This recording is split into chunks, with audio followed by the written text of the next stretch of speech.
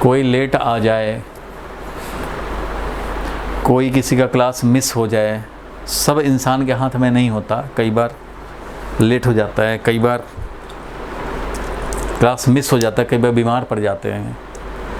तो बहुत सारी चीज़ें हैं जो इंसान के हाथ में नहीं है, लेकिन एक चीज़ इंसान के हाथ में है, जो वो कर रहा है उसको ईमानदारी से करें। आप पढ़ रहे हैं, ईमानदारी से पढ़ें। कम से कम फिजिक्स में तो आपको मैं रिकॉर्डिंग करके और दे भी देता हूँ, तो इन केस कभी लेट हो जाए, कुछ मिस हो जाए, तो कवर करना आपकी ऑनेस्टी है। अगर आप नहीं करोगे तो कोई डंडा लेके थोड़ी आपके पीछे भाग रहा है, कोई नहीं करेगा, कोई आपके पीछे डंडा नहीं रख सकता। आपको खुद अगर नहीं है सिंसियरिटी कि हाँ लाइफ में कुछ गेन करना है, एकेडमिकली कुछ गेन करना है, अच्छे कॉलेज में जाना है, एडमिशन लेना है और अच्छे से पढ़ाई करके कुछ बनना है, ये अंदर से अगर तुम्हारे में नहीं है ना, तो कोई तुम्हें जगा नहीं सकता है। फिर तो वही है कि आकर के क्लास ज्वाइन कर लो, उसका चुपचाप से बैठे रहो, वीडियो और ऑडियो भी ऑफ कर लो और बैठे रहो चुपचाप से। तो वो किसके नज़र में भाई? पेरेंट के नज़र में क्लास कर रहे हैं भाई, ऊपर वाला सब देखते रहता है। आप बेईमानी करोगे आप खुद ही जाओगे, कुछ होगा नहीं। और ये लाइफ में पहला मौका होता है, इसी के बेसिस पे इंसान का करेक्टर डिसाइड हो जाता है कि इसको एक काम दिया गया था कि पढ़ाई करके अच्छे से मार्क्स लाओ, अच्छे कॉलेज में जाइए। ये काम first assignment given to every student होता है। अगर आपने उसको अच्छे से किया तो लाइफ में जितने लोग मिलेंगे वो सब आपको रिस्पेक्ट करेंगे कि भाई तुमने असाइनमेंट अच्छे से किया था, इसलिए तुम आगे भी कोई तुम्हें प्रोजेक्ट मिलेगा, कंपनी में मिलेगा, तो तुम उसे अच्छा से करोगे, क्योंकि लाइफ का फर्स्ट प्रोजेक्ट तुमने सक्सेसफुली कामयाब किया है। और अगर आप पहले ही जो है वो 12th के एग्ज़ाम में कम मार्क्स आ जाए, एंट्रेंस के एग्ज़ाम में कम मार्क्स आए, तो इसका मतलब तुमने प्रूव कर दिया कि यू आर एन एवरेज, और एवरेज ही रहोगे, एवरेज ही ट्रीटेड भी होगे आगे चल करके, क्योंकि तुम्हें पहला प्रोजेक्ट जो मिला वही तुमने एवरेज कर दिया। तो तुम और आगे आने वाले प्रोजेक्ट जो भी तुम्हें असाइन किए जाएंगे वो भी उसमें तुम एवरेज ही रहोगे, ऐसा लोगों का मानना है। और 95% लोग ऐसे ही होते हैं। तो इसलिए आप पहला ही स्टैम्प अगर ख़राब कर रहे हो, तुम्हारी मर्जी है। ये मत सोच लेना कि बेकार हो गए तो एक्सेप्शनली वैसा आप सोचेंगे कि अच्छा सारे कामयाब लोग ऐसा थोड़े ही हैं कि बहुत अच्छा मार्क्स लाते थे। नहीं है भाई, वो एक्सेप्शन है। हज़ारों एवरेज में से एक दो ही एक्स्ट्राऑर्डिनरी बनते हैं, तो आप उसको देखते हैं। और 999 जो नहीं बने हुए एवरेज के एवरेज ही रह गए, उसको तो नहीं देखते हैं, जबकि मोस्ट प्रोबेबिलिटी उसी की होती है। फिर न्यूज़ में तो बड़े बड़े लोग आते हैं, सारे क्रिकेटर तेंदुलकर नहीं बन जाते, कितने लोग क्रिकेट में बर्बाद भी हो गए। तो वैसे ही है, पढ़ाई लिखाई तो इतना कॉमन है कि हर साल कम से कम 40-50,000 लोग, बच्चे अच्छे कॉलेज में जाते हैं। आप 50,000 में से अगर आप एक नहीं हो सकते तो आप आगे सोच के चलेंगे कि मैं तेंदुलकर ही बन जाऊं, तो कैसे हो जाएगा? इसलिए नॉर्मल सा काम मिला है, ऑनेस्टी रखिए। छूट जाता है वो कोई बात नहीं है, लेकिन छूटने के बाद उसको आपने कितना कवर किया, कितना सिंसियरली लिया, वो मैटर करता है। चलो मर्जी है आपकी, आपको बार बार थोड़ी जगाया जाएगा। चलो ये हमारा एक नेटवर्क था जो सिमेट्रिकल था, इधर से देखने पे जैसा लगा वैसा ही इधर से देखने पे लगा। लास्ट क्लास की कंटिन्यूटी है, जिसने लास्ट क्लास ऑनेस्टली किया होगा या कवर कर लिया होगा उसको बिल्कुल समझ में आएगा, नहीं समझ में आने का कोई मतलब ही नहीं है। और इतने आराम से समझाते हैं, अगर यहाँ ना समझ में आए तो क्या करेंगे? बैकअप का करने का भी तुम्हें चांस है पूरा। तो हमने क्या देखा कि दो तरह के सिमेट्री, पाथ सिमेट्री या नेटवर्क सिमेट्री होता है। पाथ सिमेट्री का मतलब है करंट आया सेल से, सेल के पॉजिटिव टर्मिनल से करंट आया। अब आया तो देखा दो पाथ आइडेंटिकल है, रेसिस्टेंस। तो जब रेसिस्टेंस आइडेंटिकल है तो there is no logic to make different current. Different current होने का कोई लॉजिक नहीं है, सेम करंट जाएंगे, क्योंकि भाई सेम रेसिस्टेंस है। तो अगर सेम रेसिस्टेंस है तो इसको ज़्यादा करंट दे दोगे तो ये चिल्लाएगा, क्यों भाई उसको क्यों ज़्यादा दे दिया, क्या मेरे में क्या खराबी था, मेरा भी तो 2 ओम था, इसका भी 2 ओम, तुमने उसको ज़्यादा क्यों दे दिया? तो लॉजिकली आप इसको सेटिस्फाई नहीं कर पाओगे। तो लॉजिक यही कहता है सेम कंडीशन सेम डिसीजन। वैसे ही यहाँ पे है, यह है नेटवर्क सिमेट्री। जैसा इधर से दिखे वैसा ही इधर से दिखे तो समझ लेना नेटवर्क सिमेट्री। और जब नेटवर्क सिमेट्री होगा तो इधर तुमने I1 भेजा तो ये वाला ऑब्जेक्ट नहीं करेगा कि तुम मुझे I1 भेजो। क्यों? क्योंकि उसका अलग है भाई, पाथ मेरा अलग है, पाथ मेरा रेसिस्टेंस अलग है, उसका अलग है, तो ये ऑब्जेक्ट नहीं करेगा लॉजिकली, क्योंकि ये दोनों आइडेंटिकल नहीं है, तो आइडेंटिकल करंट भी नहीं होंगे, अलग ही होंगे। ठीक है भाई, लेकिन ये इधर से करंट I1 I2 गया तो इधर से I1 ही आएगा और इधर से I2 ही आएगा। क्यों? क्योंकि भाई इधर से अगर सेल लगाए हो तो ये ऐसे जाकर डिस्ट्रीब्यूट हो गया, ऐसा इसको मिला कि भाई ये स्ट्रेट में ऐसा और इधर वैसा, तो वैसे ही अगर ये पोलैरिटी रिवर्स कर दें तो ये इधर जाएगा तो वैसा ही सिचुएशन मिलेगा, स्ट्रेट में ऐसा और उधर वैसा। मतलब इधर रमेश मिला तो इधर सुरेश मिला, तो ये ऐसे भी जाता तो इधर रमेश मिलता, इधर सुरेश मिलता। तो तुमने रमेश को दिया I2 तो इधर से भी देना था I2 और इधर I1 तो इधर भी I1। मतलब जैसा इधर डिस्ट्रीब्यूट कर रहे हो वैसा ही इधर डिस्ट्रीब्यूट करना पड़ेगा अगर सेल रिवर्स हो जाए तो इसका मतलब ये भी हुआ कि इधर से करोगे तो इधर डिस्ट्रीब्यूट होगा और इधर से करोगे तो इधर डिस्ट्रीब्यूट होगा। तो जब दोनों तरफ से सिमेट्रिकल हैं तो इधर जैसे डिस्ट्रीब्यूट होगा, रिवर्स हो जाए तो इधर कलेक्ट होगा, इधर पॉजिटिव हो जाए तो इधर से डिस्ट्रीब्यूट होगा, इधर कलेक्ट होगा, और इधर से डिस्ट्रीब्यूट होगा तो इधर कलेक्ट होगा, क्योंकि दोनों तरफ से नेटवर्क सेम है। तो जैसा डिस्ट्रीब्यूशन वैसा कलेक्शन। तो I1 इधर आया तो I1 इधर से आएगा, I2 इधर स्ट्रेट गया तो I2 स्ट्रेट से आएगा। वही काम यहाँ किया है। देखो I1 गया तो इधर से I1 कलेक्ट होगा, ये वाला I1 कलेक्ट होगा, और इधर से अगर I माइनस I1 आया, क्योंकि I में से I1 चला गया, I माइनस I1 आया इधर, तो इधर से I माइनस I1 ही आएगा। जैसा डिस्ट्रीब्यूशन वैसा कलेक्शन। ये देखो 4 फिंगर थंब, जैसा डिस्ट्रीब्यूशन वैसा कलेक्शन। देखो थंब वाला थंब के साथ ये वाला इधर, जैसा डिस्ट्रीब्यूशन वैसा कलेक्शन।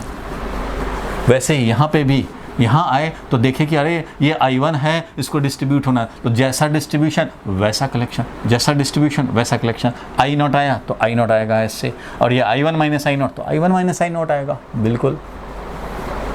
तो इस तरह से करंट डिस्ट्रीब्यूशन हो गया। यहाँ चेक भी करा दिए। देखो I1 माइनस I0 इधर से कलेक्ट हुआ, I0 इधर से कलेक्ट हुआ, तो ये इधर कितना जाएगा भाई? तो ये वाला प्लस ये वाला, आने वाला करंट ये, आने वाला करंट ये, तो जाने वाला क्या, दोनों का सम I1 माइनस I0 और प्लस ये I0। तो ये I0 कैंसिल, बच गया I1 चला है। I1 होना भी चाहिए। किसी ब्रांच में पहले से करंट हो और इधर से तुम कलेक्ट करके लाए, इधर से तुमने कैलकुलेट किया कितना होना चाहिए, दोनों मैच होना चाहिए। ठीक है।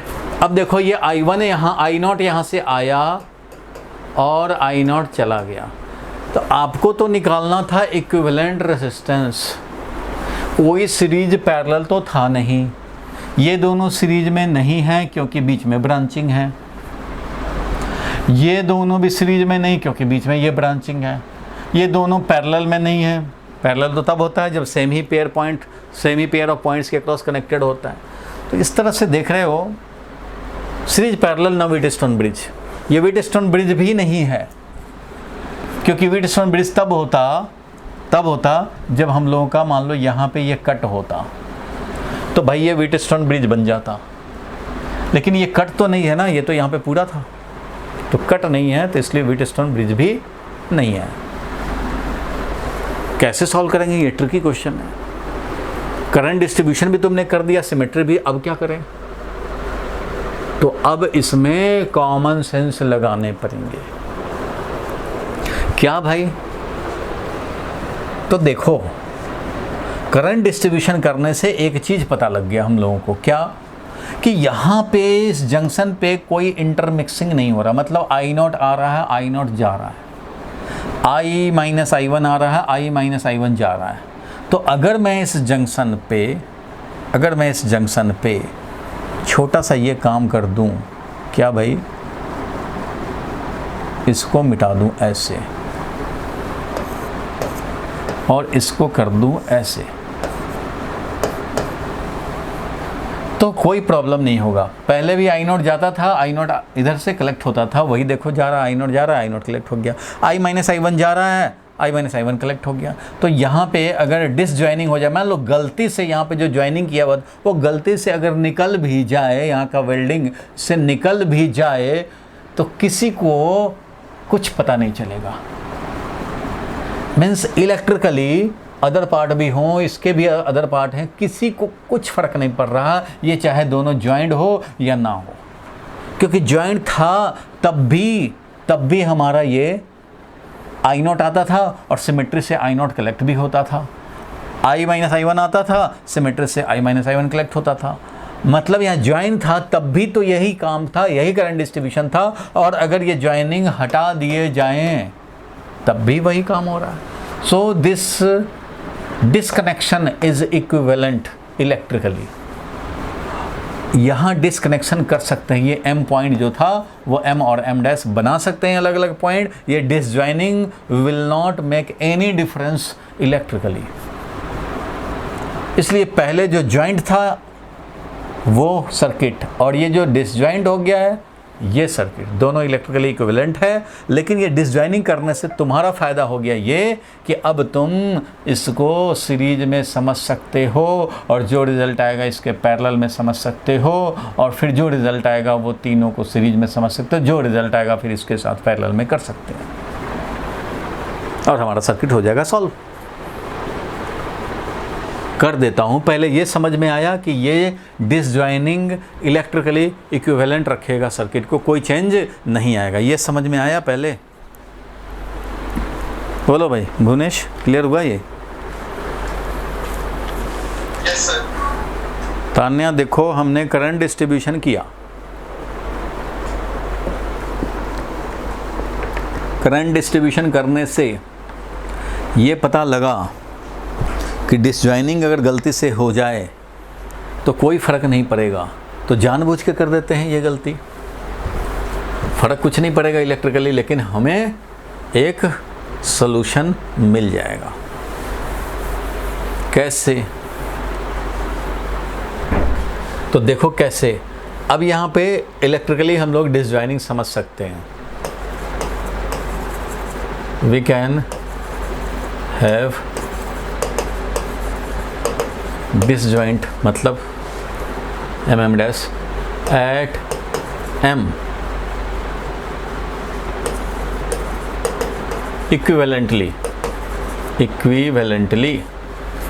अब इससे फ़ायदा ये हो गया, देखो कि ये A पॉइंट और ये B पॉइंट, इन दोनों में ये दो सीरीज में आ गए, ये वाला और ये वाला दोनों सीरीज में आ गए। तो ये दोनों जो सीरीज में आ गए इसको मैं लिख देता हूँ 2R, R plus R 2R, सब तो R ही थे, R प्लस R 2R हो गया ये डायरेक्ट वाला A और B में। और इधर तो इधर मैं दिखा रहा हूँ, देखो एक रेसिस्टेंस ये R, एक रेसिस्टेंस ये R, और एक रेसिस्टेंस यहाँ पे R। और इधर क्या हो गया भाई, तो ये दोनों हो गए सीरीज, तो ये दोनों सीरीज में ऐसे 2R। बोलो ठीक है यहाँ तक इक्विवेलेंटली? तानिया ये ठीक है?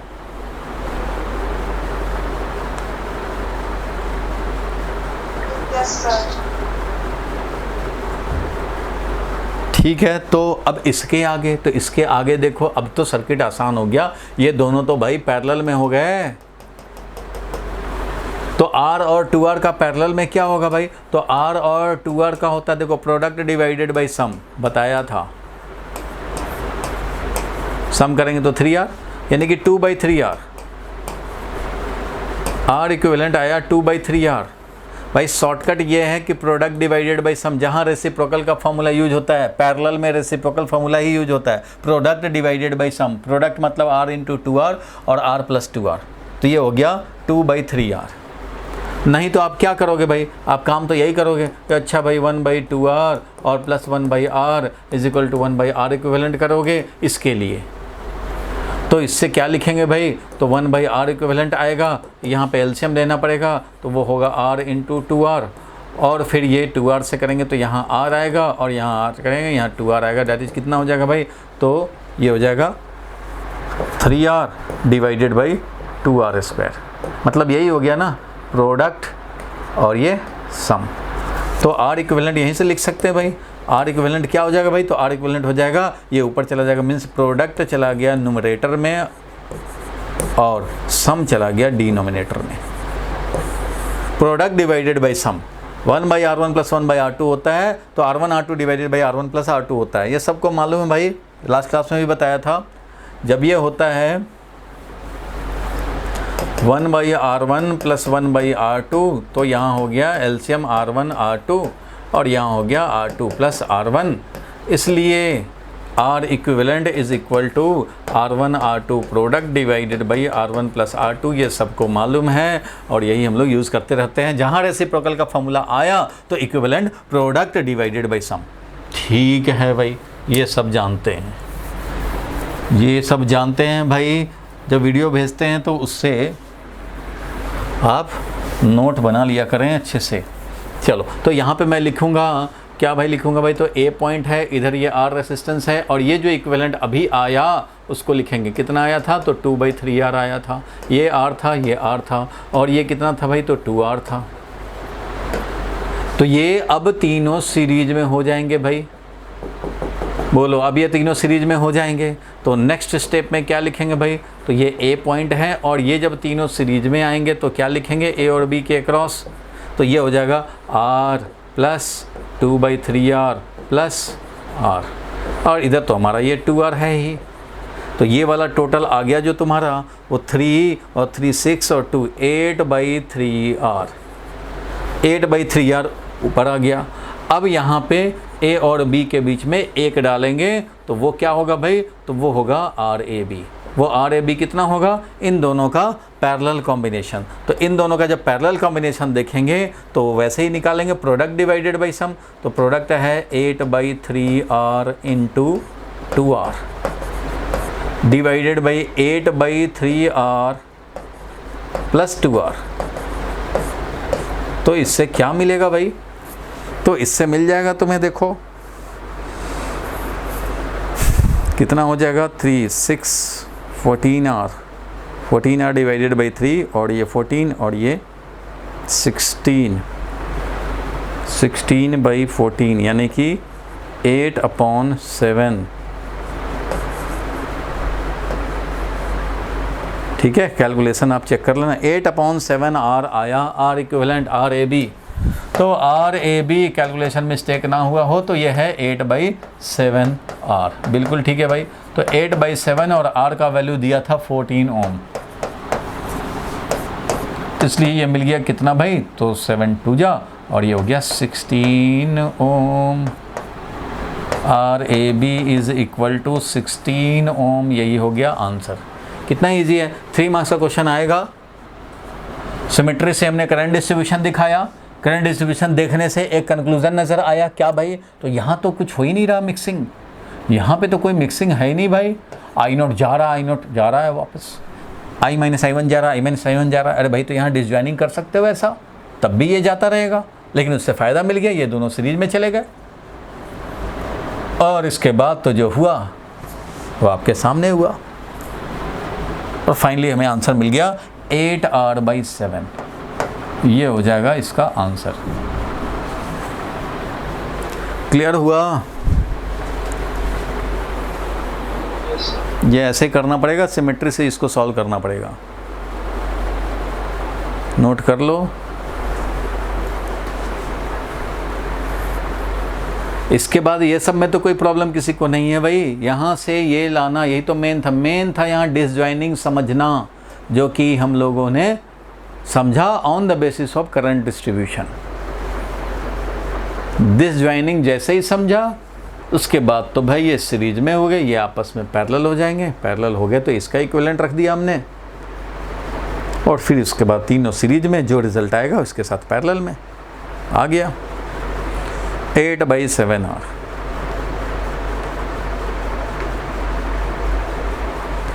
तो मिल गया आंसर। मिटाएं इसको भाई, अर्नो, मिटाया जाए।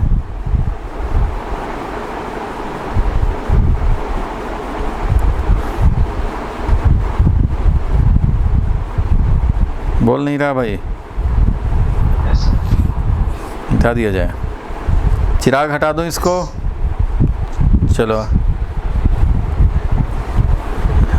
देखो, स्कूल में अगर ट्रिकी क्वेश्चन पूछना होगा तो ये पूछा जाएगा।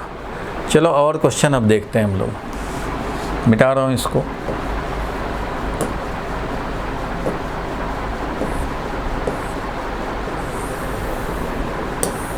एक क्वेश्चन है, देखो इसको जल्दी से सॉल्व किया जाए।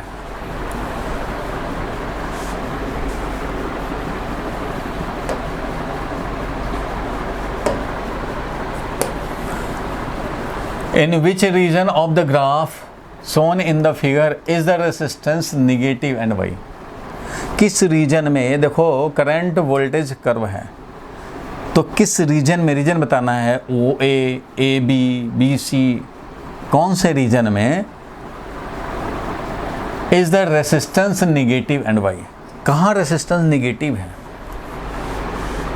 तो देखो भाई रेसिस्टेंस क्या होता है, V बाई आई, और कंडक्टेंस होता है reciprocal of resistance that is I upon V। Resistance जो होता है वो होता है रो L बाई ए, जो कि ये है रेसिस्टिविटी, और 1 अपॉन रेसिस्टिविटी को बोलते हैं कंडक्टिविटी। रो क्या है भाई, तो रेसिस्टिविटी है। ये सही अभी याद आ रहा है इसलिए बोलता जा रहा हूँ, ऐसा नहीं कि इस क्वेश्चन में डिमांड किया हुआ है कंडक्टिविटी, ऐसे ही बस इससे रिलेटेड जो बात है वो मैं बोल रहा हूँ, कंडक्टिविटी। अब देखो हमें निकालना है कहाँ रेसिस्टेंस निगेटिव है, भाई निगेटिव। तो अगर ग्राफ हमारा वोल्टेज और करंट में, या करंट या वोल्टेज, करंट और वोल्टेज ऐसे, इन दोनों में से कोई हो, तो ग्राफ अगर ऐसा स्ट्रेट हो तो स्लोप एवरीवेयर सेम है। तो इसका जो स्लोप होता है, मैंने बताया था, थ्योरी में भी बताया था कि slope of V I curve यानी कि V अपॉन आई रेसिस्टेंस होता है। ये क्या होगा, V upon I value, V value resistance होता है। और इसमें भी अगर हम लोग स्लोप निकालेंगे, मान लो अल्फ़ा है तो tan अल्फ़ा, इस केस में जो स्लोप होगा वो रेसिस्टेंस तो नहीं है भाई, क्या है, तो I अपॉन V है। तो I अपॉन V को क्या बोलते हैं भाई, तो कंडक्टेंस बोलते हैं। मीन्स ये है रेसिप्रोकल ऑफ रेसिस्टेंस, इसका स्लोप रेसिप्रोकल ऑफ रेसिस्टेंस है, इसका स्लोप हमारा डायरेक्ट रेसिस्टेंस है। लेकिन ये तब होता है भाई जब लीनियर वेरिएशन हो, straight line, everywhere slope value is same, तब ऐसा होता है। यहाँ वैसा नहीं है, यहाँ पे वेरिएबल है भाई, स्लोप वेरी कर रहा है। तो जब स्लोप वेरी कर रहा है तो ऐसे कंडीशन में याद होगा, मैंने बताया था कि ऐसे कंडीशन में हम लोग निकालते हैं डायनेमिक रेसिस्टेंस। यहाँ resistance is known as dynamic resistance, जो क्या होता है भाई, तो ये होता है V बाई आई के बदले में होता है delta V upon delta I, change in voltage upon change in current. Current में थोड़ा चेंज करेंगे तो देखेंगे वोल्टेज में कितना चेंज हो रहा है, करंट में थोड़ा चेंज करेंगे तो देखेंगे वोल्टेज में कितना चेंज हो रहा है। तो ये स्लोप तो यही होगा ना, dV by D I, dV by D I, तो ये है dV, ये है di, तो dV बाई डी आई से स्लोप होगा इस, और ये हर जगह चेंज होता है इसलिए इसको डायनेमिक रेसिस्टेंस बोलते हैं, डेल्टा V बाई डेल्टा आई बोलें या dV बाई डी आई। तो यहाँ वेरिएबल है तो dV बाई डी आई क्या बात होगा, ये तो मैंने ऐसे ही बता दिया, यूज़ हो सकता है इसलिए। तो यहाँ पे क्योंकि ये कांस्टेंट वाला नहीं है, स्ट्रेट लाइन नहीं है, वेरिएबल स्लोप है, वेरिएबल रेसिस्टेंस है, so we will discuss dynamic resistance, जो कि हमारा होता है dV upon d I, that is delta V upon delta I. यहाँ पे करंट है उधर, तो यहाँ जो तुम्हें मिलेगा डायनेमिक स्लोप, यहाँ पे डायनेमिक स्लोप जो मिलेगा, यहाँ पे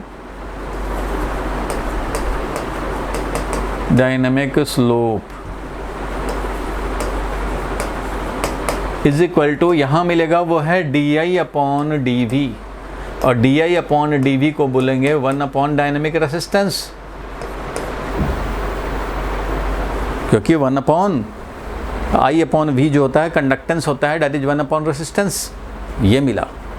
ठीक है भाई, तो ये अगर निगेटिव है तो रेसिस्टेंस भी निगेटिव होगा, अगर निगेटिव है तो हमारा रेसिस्टेंस जो डायनेमिक है वो भी निगेटिव होगा। इट मीन्स तुम्हें देखना है इसका स्लोप कहाँ निगेटिव है, तुम्हें चाहिए किस रीजन में निगेटिव रेसिस्टेंस है, तो जहाँ पे स्लोप निगेटिव होगा वहीं पे कंडक्टेंस भी निगेटिव होगा, वहीं पे रेसिस्टेंस भी निगेटिव होगा। तो किधर है निगेटिव भाई, तो निगेटिव है BC रीजन में। इधर तो positive slope positive slope positive slope, इधर है हमारा B to C रीजन में निगेटिव है, डिक्रीजिंग फंक्शन मतलब निगेटिव है। तो in B to C region slope is negative, slope is negative, और जब स्लोप निगेटिव है तो रेसिस्टेंस भी निगेटिव है। ठीक है, this implies resistance is negative. ठीक है, कहाँ पे, तो ये है BC रीजन में।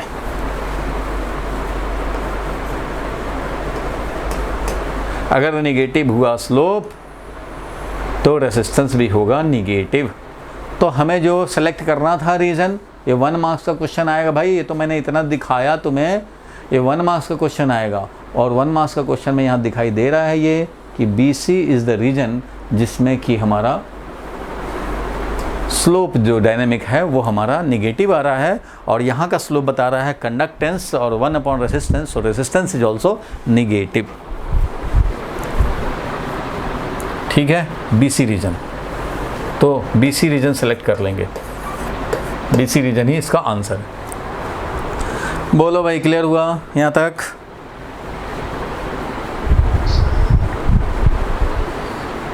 बोलो रोशन, क्लियर हुआ? तरुण लेट आया है, तरुण लेट आया है ना तुम?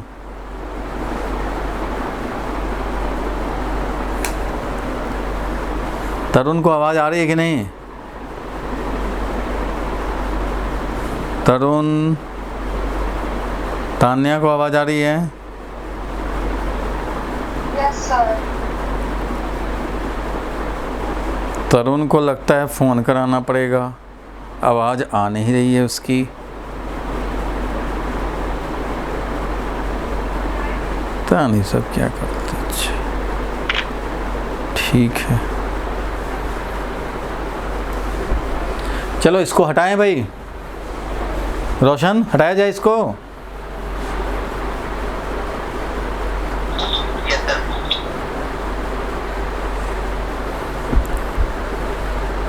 ठीक है, तो ये सब बात याद आ गया। आगे बढ़ते हैं, इसको हटाता हूँ मैं। हम लोगों को देखना था कहाँ नेगेटिव स्लोप है। जहाँ नेगेटिव स्लोप है वहीं जहाँ नेगेटिव रेसिस्टेंस है, क्योंकि स्लोप देखना, यहाँ पे V/I नहीं देखना। V/I यहाँ देखोगे तो सोचोगे अच्छा ये तो वोल्टेज पॉजिटिव ही है, करंट भी पॉजिटिव है, सो V/I यहाँ तो पॉजिटिव ही पॉजिटिव है। तो वैसा नहीं सोचना है, यहाँ डायनेमिक रेसिस्टेंस सोचने हैं, dV/dI या dI/dV ऐसे सोचने हैं हमें। तो निगेटिव आया स्लोप तो 1 अपॉन रेसिस्टेंस इज नेगेटिव, इसका मतलब 1 थोड़ी नेगेटिव हो सकता है, रेसिस्टेंस नेगेटिव है, तो रेसिस्टेंस नेगेटिव मिल गया। आगे बढ़ते हैं भाई, नेक्स्ट क्वेश्चन पे चलते हैं। किरचॉफ्स लॉ करने थे ना आज? हाँ, किरचॉफ्स लॉ करने थे। ठीक है भाई, किरचॉफ्स लॉ पे ये क्वेश्चन है, लेकिन इसके पहले हमें किरचॉफ्स लॉ डिस्कस करने पड़ेंगे, तो इसलिए टॉपिक लिखो भाई किरचॉफ्स लॉ। चलो एक टॉपिक लिखो, टॉपिक लिखो, वेरी वेरी इंपॉर्टेंट है।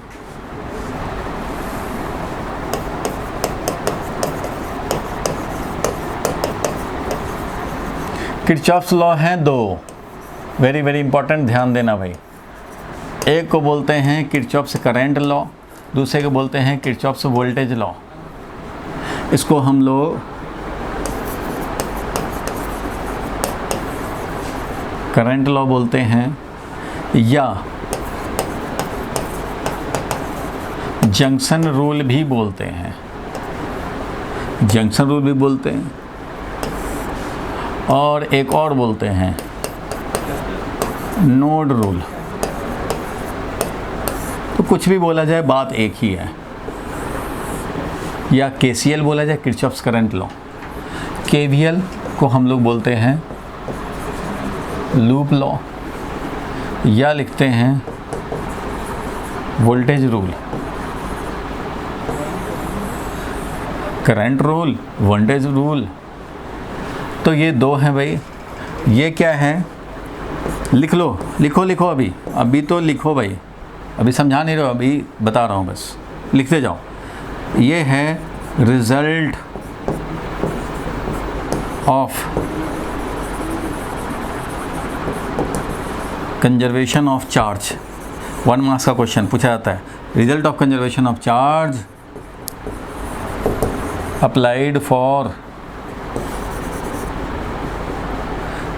applied for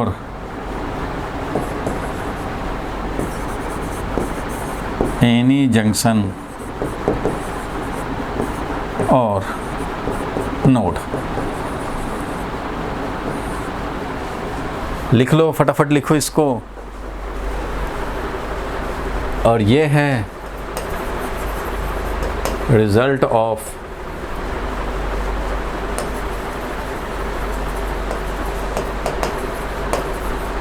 conservation of charge और रिजल्ट ऑफ, लिख लो, ये 1 मार्क्स में खूब पूछा जाता है। Application of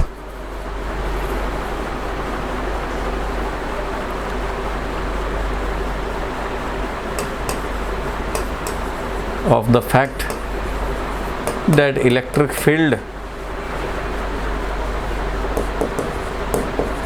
in the conductor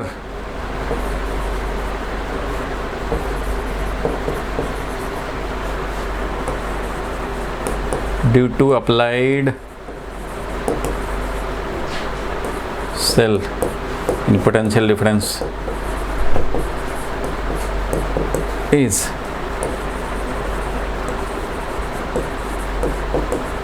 conservative in nature।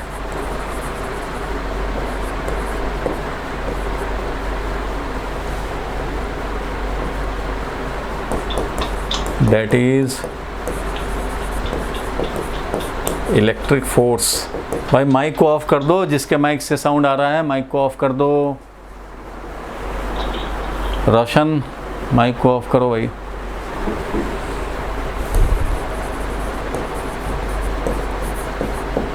Electric force is conservative. Electric force conservative होता है। इलेक्ट्रिक फील्ड जो कंडक्टर के अंदर होता है वो कंजर्वेटिव होता है। इस फैक्ट को भी यूज करेंगे तो मिलेगा हमें KVL, Kirchhoff's voltage law, Kirchhoff's current law, Kirchhoff's voltage law.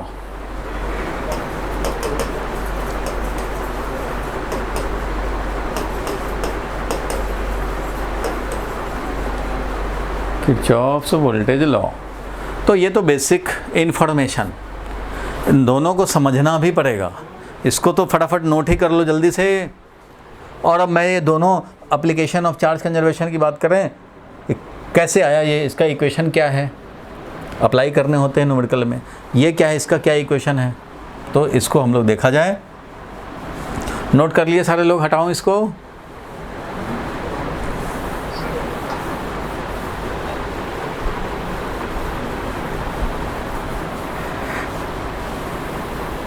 तो अभी सबसे पहले देखेंगे करंट लॉ। इसका स्टेटमेंट है, अब नीचे लिखो KCL लिखेंगे, किरचॉफ्स करंट लॉ, इसका डिटेल लिखने हैं।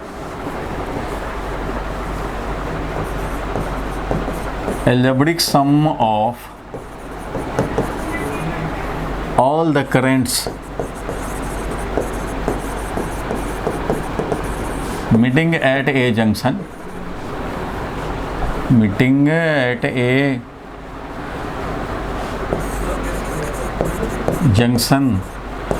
or node is 0।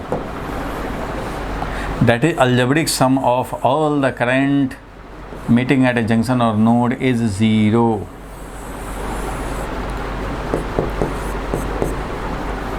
इसका मतलब क्या हुआ वो समझें। तो इधर वाला तो लिख लिया भाई, इधर वाला लिख लिए हो, तो इधर वाला लिख लिए, तो इसको हटा रहा हूँ भाई। और अब जरा एक एक करके समझेंगे। तो फर्स्ट समझने हम लोगों को Kirchhoff's current law, algebraic sum of all the currents meeting at a junction और नोड इज 0। है क्या ये, समझा जाए क्या है। देखो, कोई भी सर्किट, कहीं रेसिस्टेंस कहीं सेल, कहीं रेसिस्टेंस कहीं सेल होता रहता है भाई। बड़े बड़े शहर में बहुत सारे सेल और रेसिस्टेंस लगे होते हैं, ठीक है भाई, सब जानते हैं, सब पहचानते हैं, लगे हुए हैं, ठीक है। तो इसमें कुछ जंक्शन भी होते हैं। वैसे तो जंक्शन कुछ बुक में तुम्हें मिलेगा, junction is any point where 2 or more than 2 branches meet, where 2 or more than 2 branches meet।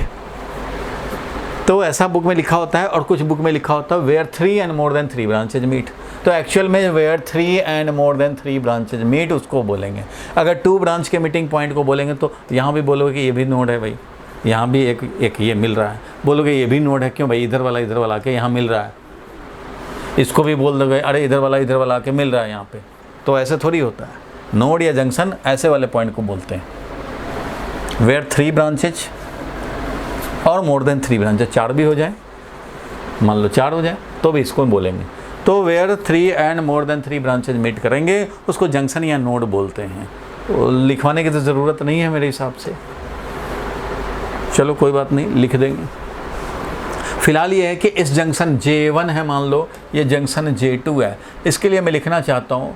तो देखो भाई, कोई भी जंक्शन रोड की तरह समझो, इधर से रोड है, करंट ही तो पास होगा, करंट मतलब समझो कार आ रहा है, पर मिनट जितने कार आएंगे उतने कार जाएंगे, क्योंकि जंक्शन या किसी क्रॉसिंग पे ऐसा थोड़ी कि यहाँ पे कार का शोरूम है जो यहाँ से कार निकलेंगे, या फिर यहाँ पे एक कुआं है, वेल है, जिसमें कार आएंगे और डूब जाएंगे, ऐसा नहीं है।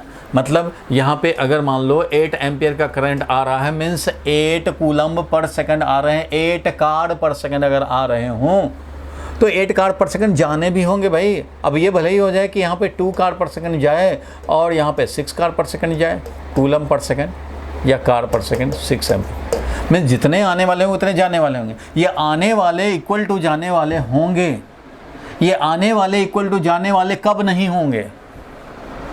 वो तभी नहीं होंगे कि 8 आए और 2 कूलम यहाँ से प्रोड्यूस हो गया तो जाने वाले 10 हो जाएंगे। तभी होगा जब यहाँ पे सोर्स ऑफ चार्ज हो, यानी जंक्शन पे सोर्स ऑफ कार हो जाए तो 8 आया और 2 कार शोरूम से निकल गया तो 10 जाएंगे भाई।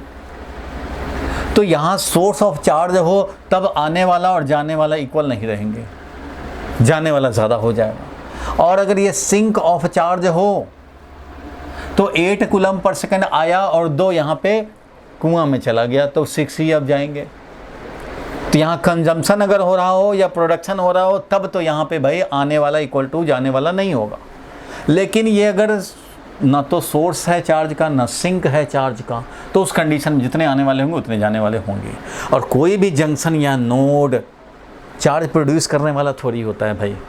कोई भी कंडक्टर क्या है, पाथ दे रहा है भाई, जाना है जाओ, आना है आओ, वो थोड़ी ना प्रोड्यूस कर रहा है वहाँ चार्ज या कंज्यूम कर रहा है चार्ज, नहीं।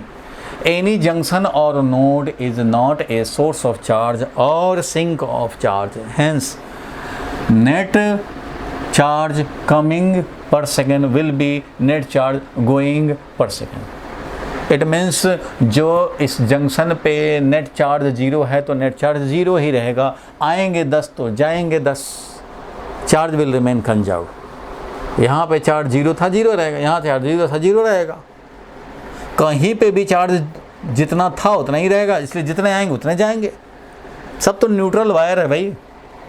सेल लगाने से करंट जाने लगता है, प्रोड्यूस थोड़ी कर देता है, जस्ट ट्रांसफ़र कराता है, इलेक्ट्रॉन को फ्लो करा देता है, इलेक्ट्रॉन को मोशन करा देता है, इधर से आओ इधर जाओ, इधर आओ जाओ आओ जाओ, ये काम होता है। ये थोड़ी प्रोड्यूस कर रहा है, प्रोड्यूस कुछ नहीं कर रहा। सो किसी भी जंक्शन या नोड पे जितने चार्ज आने वाले होंगे उतने चार्ज जाने वाले होंगे, because all junction and nodes are not source of charge, neither source of charge nor sink of charge. इसलिए जितने आने वाले होंगे उतने जाने वाले होंगे। तो मान लो यहाँ पे मैं बात करूँ इस जंक्शन के लिए, आने वाला करंट मान लो I1, मान लो I1 है, ये आने वाला करंट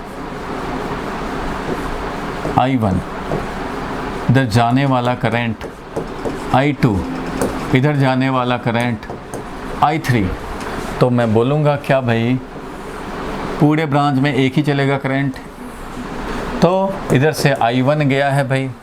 तो देखो ध्यान से, इस जंक्शन के लिए लिखेंगे अलजेब्रिक सम। मतलब क्या, पहले ये लिखते हैं, चलो ये लिखते हैं I1 जो आने वाले हैं पहले वो लिखें। ऑल जंक्शन और nodes are neither a source nor a sink of charge, इसलिए incoming current is equal to outgoing current होंगे। इट मीन्स ऐसा लिख देता हूँ मैं,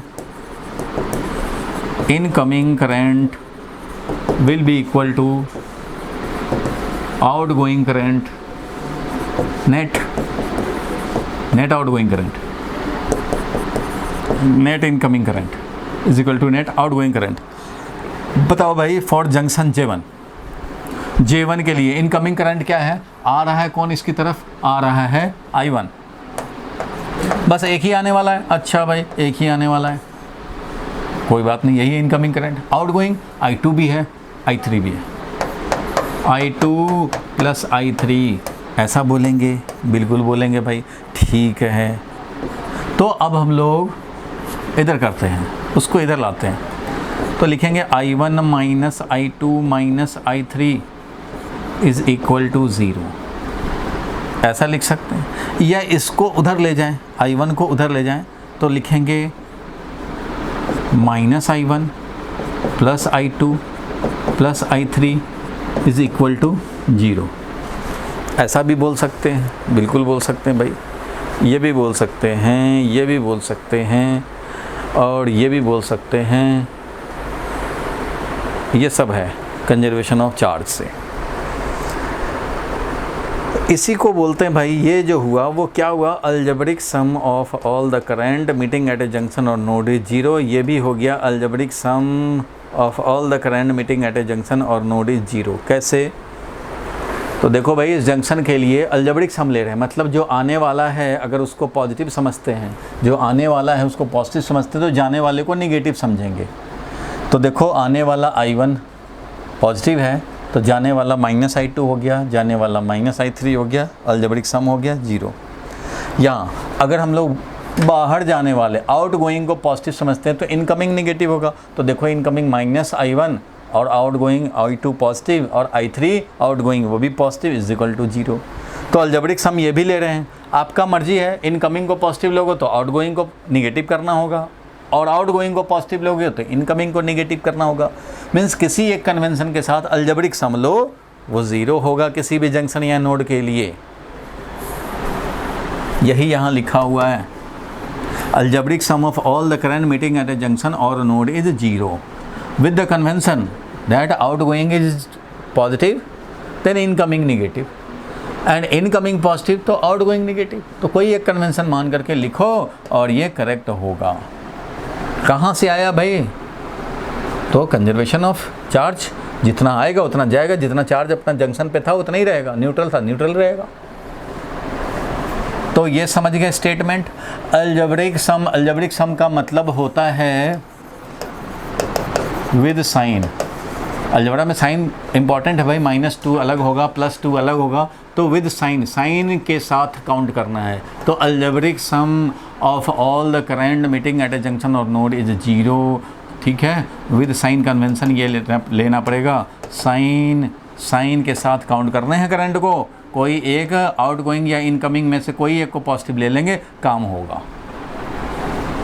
इसको ऐसे भी लिखते हैं भाई, अगर याद करने में परेशानी हो किसी को तो ऐसा लिख सकते हैं हम लोग। ये क्या मैं लिख रहा हूँ भाई, आप लोग हिंदी अगर समझते हैं तो,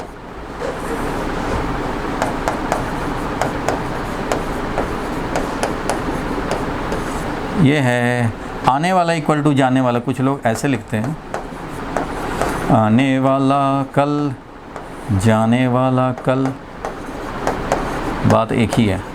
आने वाला चार्ज यानी करंट इज इक्वल टू जाने वाला। अरे हर जंक्शन या हर नोड के लिए होता है, जितने आने वाले आएंगे उतने ही जाएंगे। आने वाला इक्वल टू जाने वाला, याद रखेंगे। Algebraic sum of all the current यहाँ पे भी निकालना चाहेंगे, ऐसे ही लिखेंगे भाई इधर से आ गया अगर I2, इधर से मान लो कुछ आ गया I3, इधर से देखो I3 गया है तो इधर से I3 ही आएगा, और इधर से I2 गया है तो I2 ही आएगा, तो इधर से ये क्या हो जाएगा भाई, तो ये हो जाएगा I2 प्लस I3, या इसको बोला I1, I2 प्लस I3 को ही I1 बोल रहे हैं, क्योंकि I1 है, I2 गया, I3 गया, तो इसका मतलब हम लोग बोल सकते हैं कि I1 is equal to I2 plus I3, क्योंकि आने वाला इक्वल टू जाने वाला है। लिख सकते हैं, इस जंक्शन के लिए भी लिखेंगे तब भी ऐसा ही लिखेंगे, आने वाला इक्वल टू जाने वाला। बोलो भाई, क्लियर है यहाँ तक? जंक्शन पे सेल या कुछ और लगाते। अरे भाई जंक्शन पे सुनो, जंक्शन पे सेल नहीं लगता, सेल लगेगा यहाँ, चाहे यहाँ इस ब्रांच में लगेगा, चाहे इस ब्रांच में, चाहे इस ब्रांच में। जंक्शन तो एक पॉइंट है, जंक्शन तो एक मीटिंग पॉइंट है भाई। जंक्शन पे थोड़ी सेल लगता है, चाहे इस ब्रांच में लगता है, चाहे इस ब्रांच में लगता है, चाहे इस ब्रांच में लगेगा, चाहे इस ब्रांच में लगेगा। जंक्शन पे कुछ सेल नहीं लगता, कुछ रेसिस्टेंस नहीं लगता, वो तो जॉइंट है। जैसे एक वायर लाते हो, दूसरा वायर लाते हो, जॉइंट कर देते हो, वहाँ थोड़ी सेल लग रहा है। सेल हमारा यहाँ, ये तो पाथ है भाई, सेल यहाँ लगाओगे, चाहे यहाँ लगाओ, चाहे यहाँ लगाओगे, वो तो एक पॉइंट है, पॉइंट है। ये वाला जस्ट एक पॉइंट है, और एक पॉइंट पे कुछ नहीं होता, यहाँ पॉइंट पे कुछ नहीं होगा, ये तो जस्ट जॉइंट है। सेल ब्रांच में लगता है भाई, ठीक है भुवनेश? और इस सेल ब्रांच में लगेगा, और सेल लगे 10 सेल लगे या 50 सेल लगे, उससे मतलब नहीं है। करंट जो भी एक होगा वो करंट चलेगा, जितने भी सेल होंगे सबके थ्रू करंट चलेंगे। तो ये I1 इधर से आया, आप यही सोचो बस कि I1 आया, कितना रेसिस्टेंस, कितना करंट, ये सब सेल लगाओ, उससे मतलब नहीं है। आएगा एक तरफ से तो जाएगा, दो जाने वाले हैं, एक ही आने वाला है, तो आने वाला इक्वल टू जाने वाला, ये याद रखने हैं भाई। आने वाला इज इक्वल टू जाने वाला होता है। तो स्टेटमेंट लिख लिया, ये डायग्राम भी बना सकते हो, और ये लिख लो यहाँ से, यहाँ तक लिख के रखेंगे भाई, क्योंकि ये अप्लाई होगा न्यूमेरिकल में। आने वाला इज इक्वल टू जाने वाला।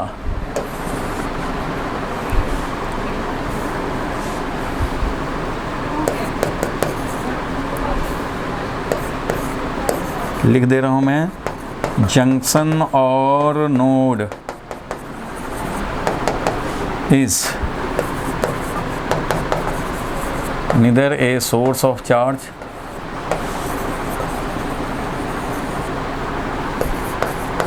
nor a sink of charge.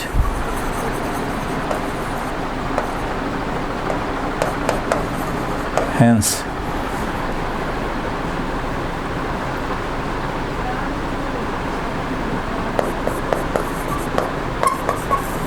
net charge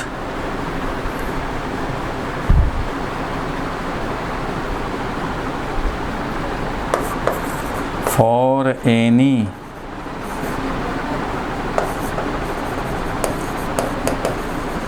junction or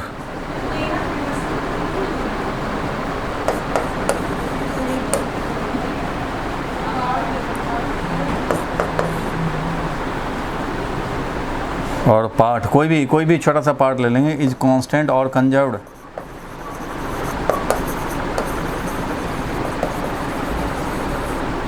और कांस्टेंट और कंजर्व्ड तभी होगा जब incoming current is equal to outgoing current.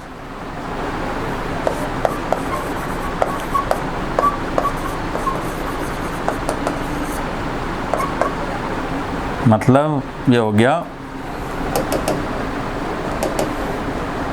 Hence यहाँ से हम लोग चिपका देंगे ये,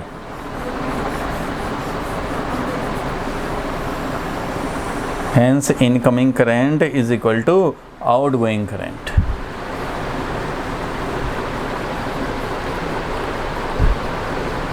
तो ये तो हो गया भाई KCL, Kirchhoff current law.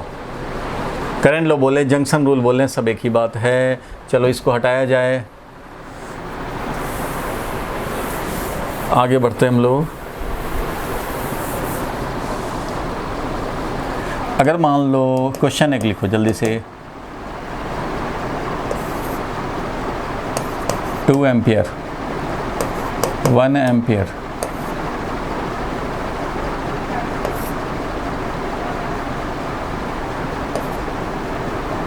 3 ampere,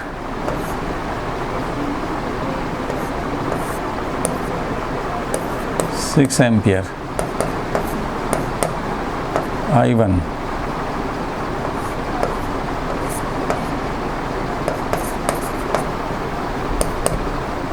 I2, I1 कितना, I2 कितना,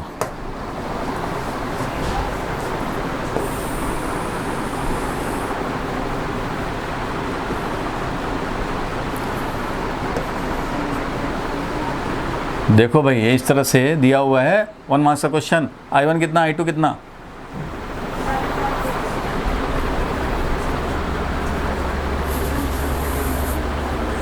सॉल्व करने हैं भाई। किरचॉफ करंट लॉ अप्लाई करोगे और सॉल्व होगा।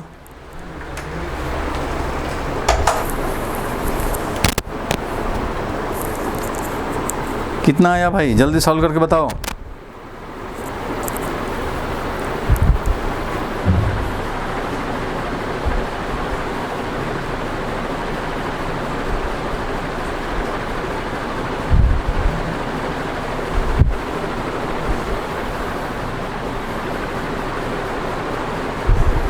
कितना आया,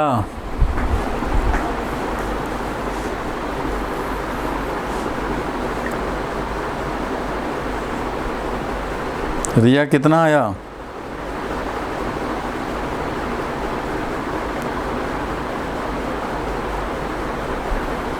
चिराग बोलो भाई कितना आया,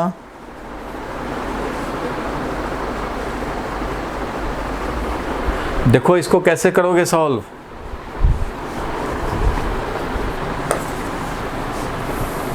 देखो यहाँ से आया 2 एम्पियर, 1 एम्पियर इधर चला गया, इसका मतलब 1 एम्पियर यहाँ आएगा। बोलो भाई, रोशन समझे, चिराग,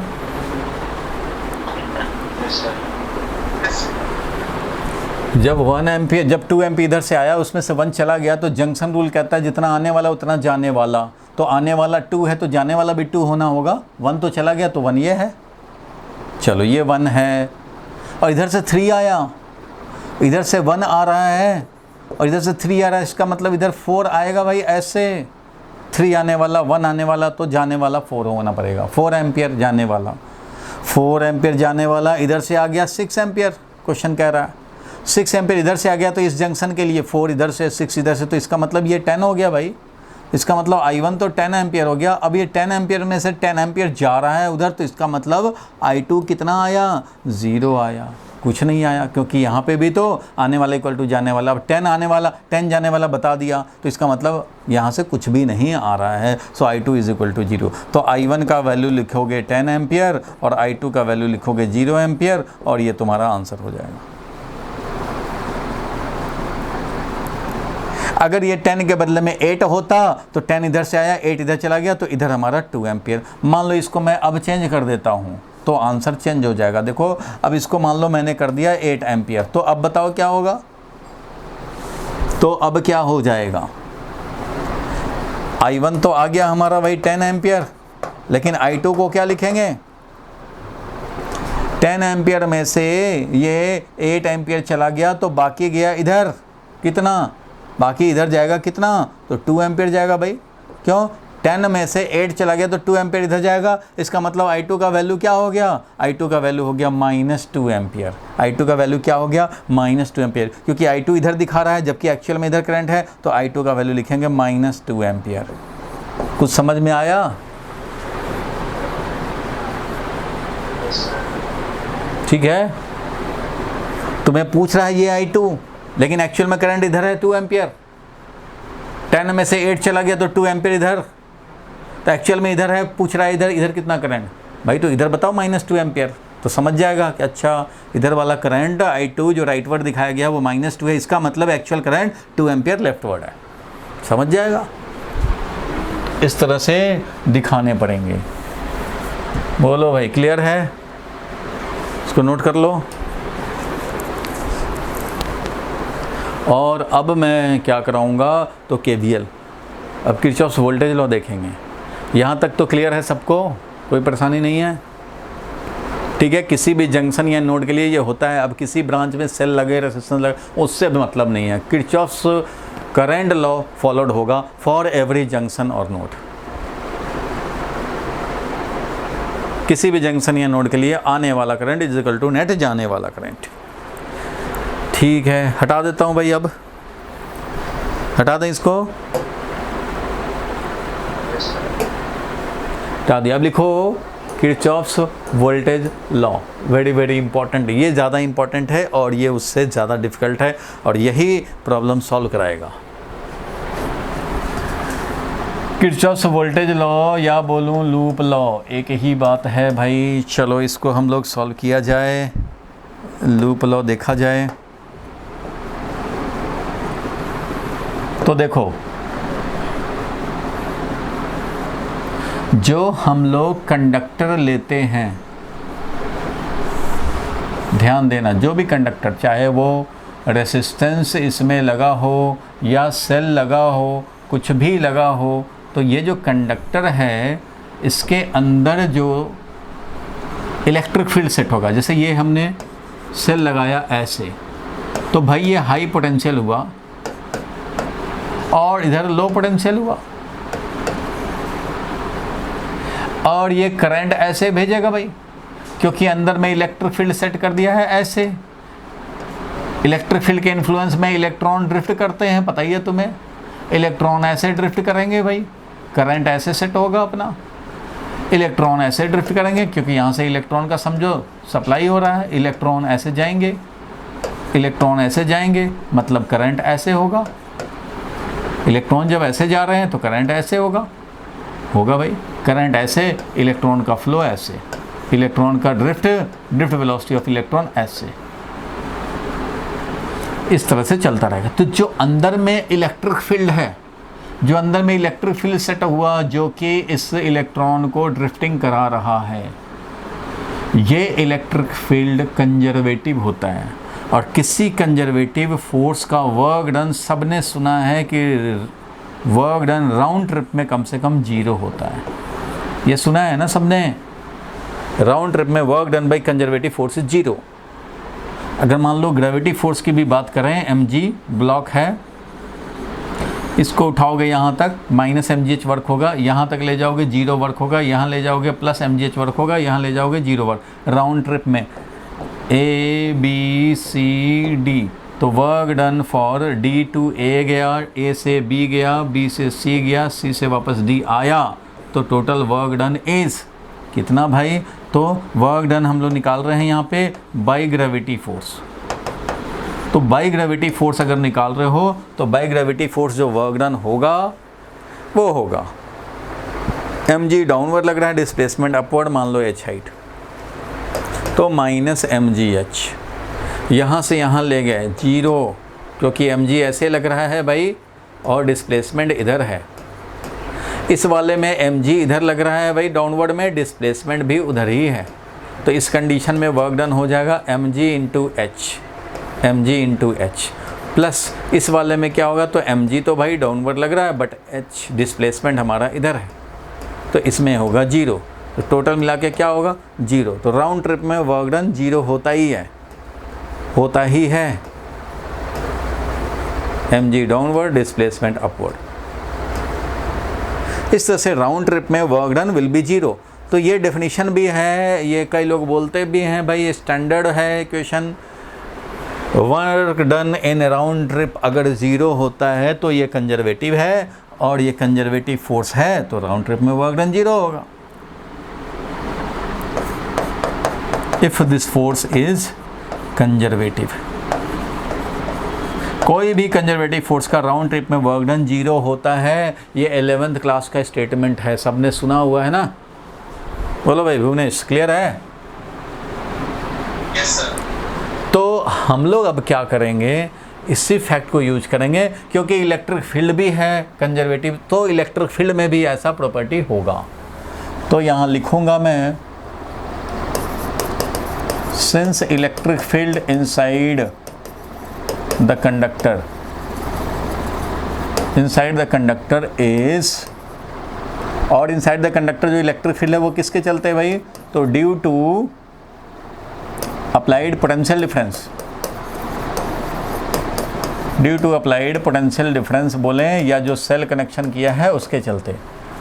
अब ध्यान देना भाई, कुछ लोग कंफ्यूज हो सकते हैं, शायद एक डाउट भी कभी आया था मेरे पास। दो तरह के इलेक्ट्रिक फील्ड होते हैं और अब तक जो हम लोगों को इलेक्ट्रिक फील्ड से मुलाकात हुई है वो कंजर्वेटिव फील्ड। एक और इलेक्ट्रिक फील्ड होता है जो नॉन कंजर्वेटिव होता है, लेकिन उससे अभी तक आपकी मुलाकात नहीं है। वो हम लोग पढ़ेंगे चैप्टर 6 में, जब हम लोग पढ़ेंगे मैक्सवेल इक्वेशन।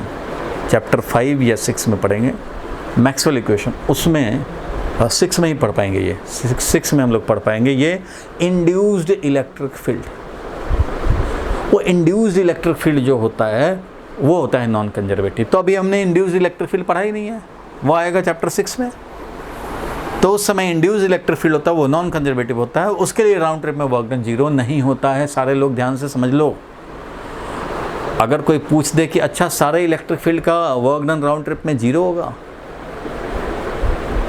तो बोलना कि अगर electric field produced by charge है या बाई सेल है तो राउंड ट्रिप में वर्क डन 0 होगा, क्योंकि वो इलेक्ट्रिक फील्ड कंजर्वेटिव नेचर का होता है। लेकिन अगर इंड्यूस्ड इलेक्ट्रिक फील्ड है तो नॉन कंजर्वेटिव होगा, उसमें राउंड ट्रिप में 0 नहीं होगा।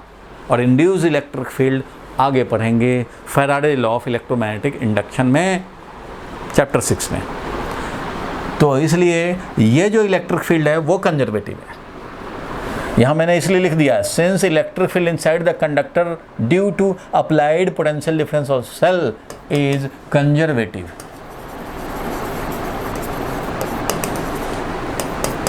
Hence work done in closed path। closed path मतलब मान लो अगर ये है A B C D, कोई ब्रांच था, ऐसे ऐसे लूप था, तो किसी एक लूप के लिए बात कर रहे हैं, किसी एक लूप के लिए मान लो close path A B C D A, अगर मान लो ऐसा हो। फॉर एग्जाम्पल ये स्टेटमेंट में लिखना ज़रूरी नहीं है, ऐसे लिख देता हूँ से A B C D A। Hence work done in closed path, that is round trip, is 0 होगा भाई, होगा।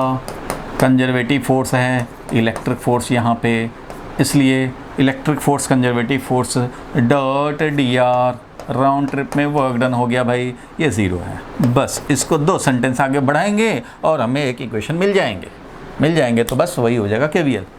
क्या आगे बढ़ाएंगे भाई? ठीक है, देखो electric force QE, electric force QE dot dr is equal to 0। ठीक है भाई, वोल्टेज लॉ है, Q को बाहर निकालो और उधर शहीद कर दो, डिवाइड कर दो। Q बाहर निकलेगा, कांस्टेंट है भाई, तो बच गया क्या? तो E dot dr is equal to 0। ठीक है भाई, E dot dr is equal to 0 और E डॉट dr होता है माइनस ऑफ dV। ये तो पढ़ा है relation between field and potential, ये तो सबने पढ़ा है भाई। dV is equal to minus E dot dr, पढ़ा है ना relation between field and potential, पूरा एक क्लास लगा है भाई इसमें। इसी से तो मिलता था ER is equal to minus dV by dr, याद होगा, माइनस dV बाई dr। इसी में पार्शियल डिफरेंशिएशन करने पड़ते थे। ये तो है dV is equal to minus E dot dr, इसलिए E डॉट dr को लिख दिया मैंने माइनस dV। ठीक है, अब देखो ये जब लिख दिया तो इसको माइनस को बाहर निकालो, -1 को बाहर निकालो, उधर ले जाकर शहीद कर दो। डैट इज क्या हो गया? dV is equal to 0। Close path में dV छोटे छोटे पोटेंशियल डिफरेंस को सम करते जाएं, ऐड करते जाएं, क्लोज पाथ में तो 0 होगा। तो भाई dV ऐड करो, चाहे सम करो डेल्टा V का, वो होगा 0। डेल्टा V इसलिए बोल रहे हैं, यहाँ से यहाँ गए, पोटेंशियल डिफरेंस मिला IR, रेसिस्टेंस है तो IR, सेल है तो EMF, रेसिस्टेंस होगा तो IR, सेल होगा तो EMF।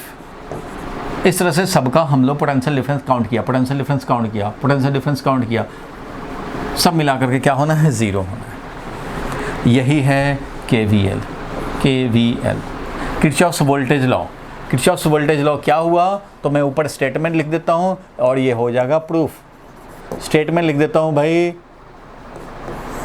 Delta V is equal to 0, ये है KVL, और इसका स्टेटमेंट ऐसे लिखते हैं क्या भाई, तो algebraic sum of all potential difference for any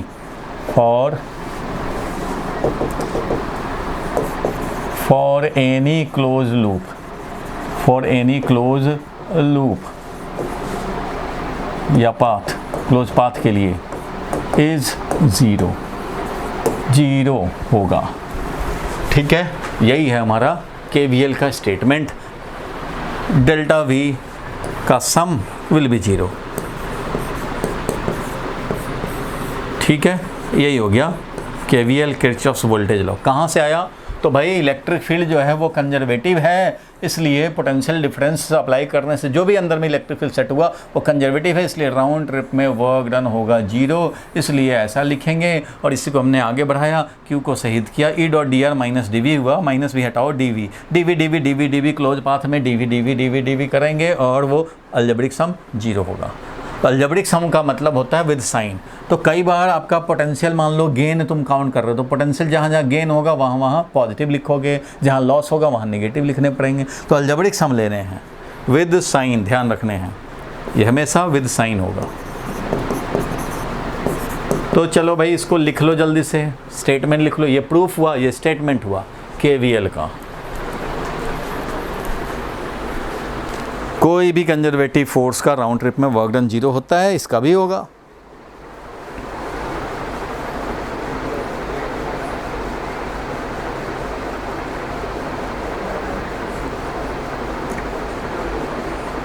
चलो भाई लिख लिए।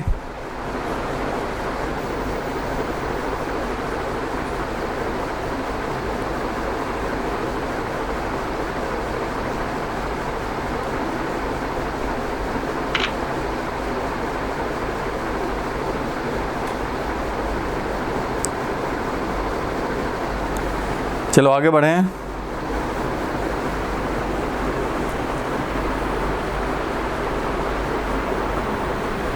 किसी को कोई डाउट है अभी तो बता दे भाई।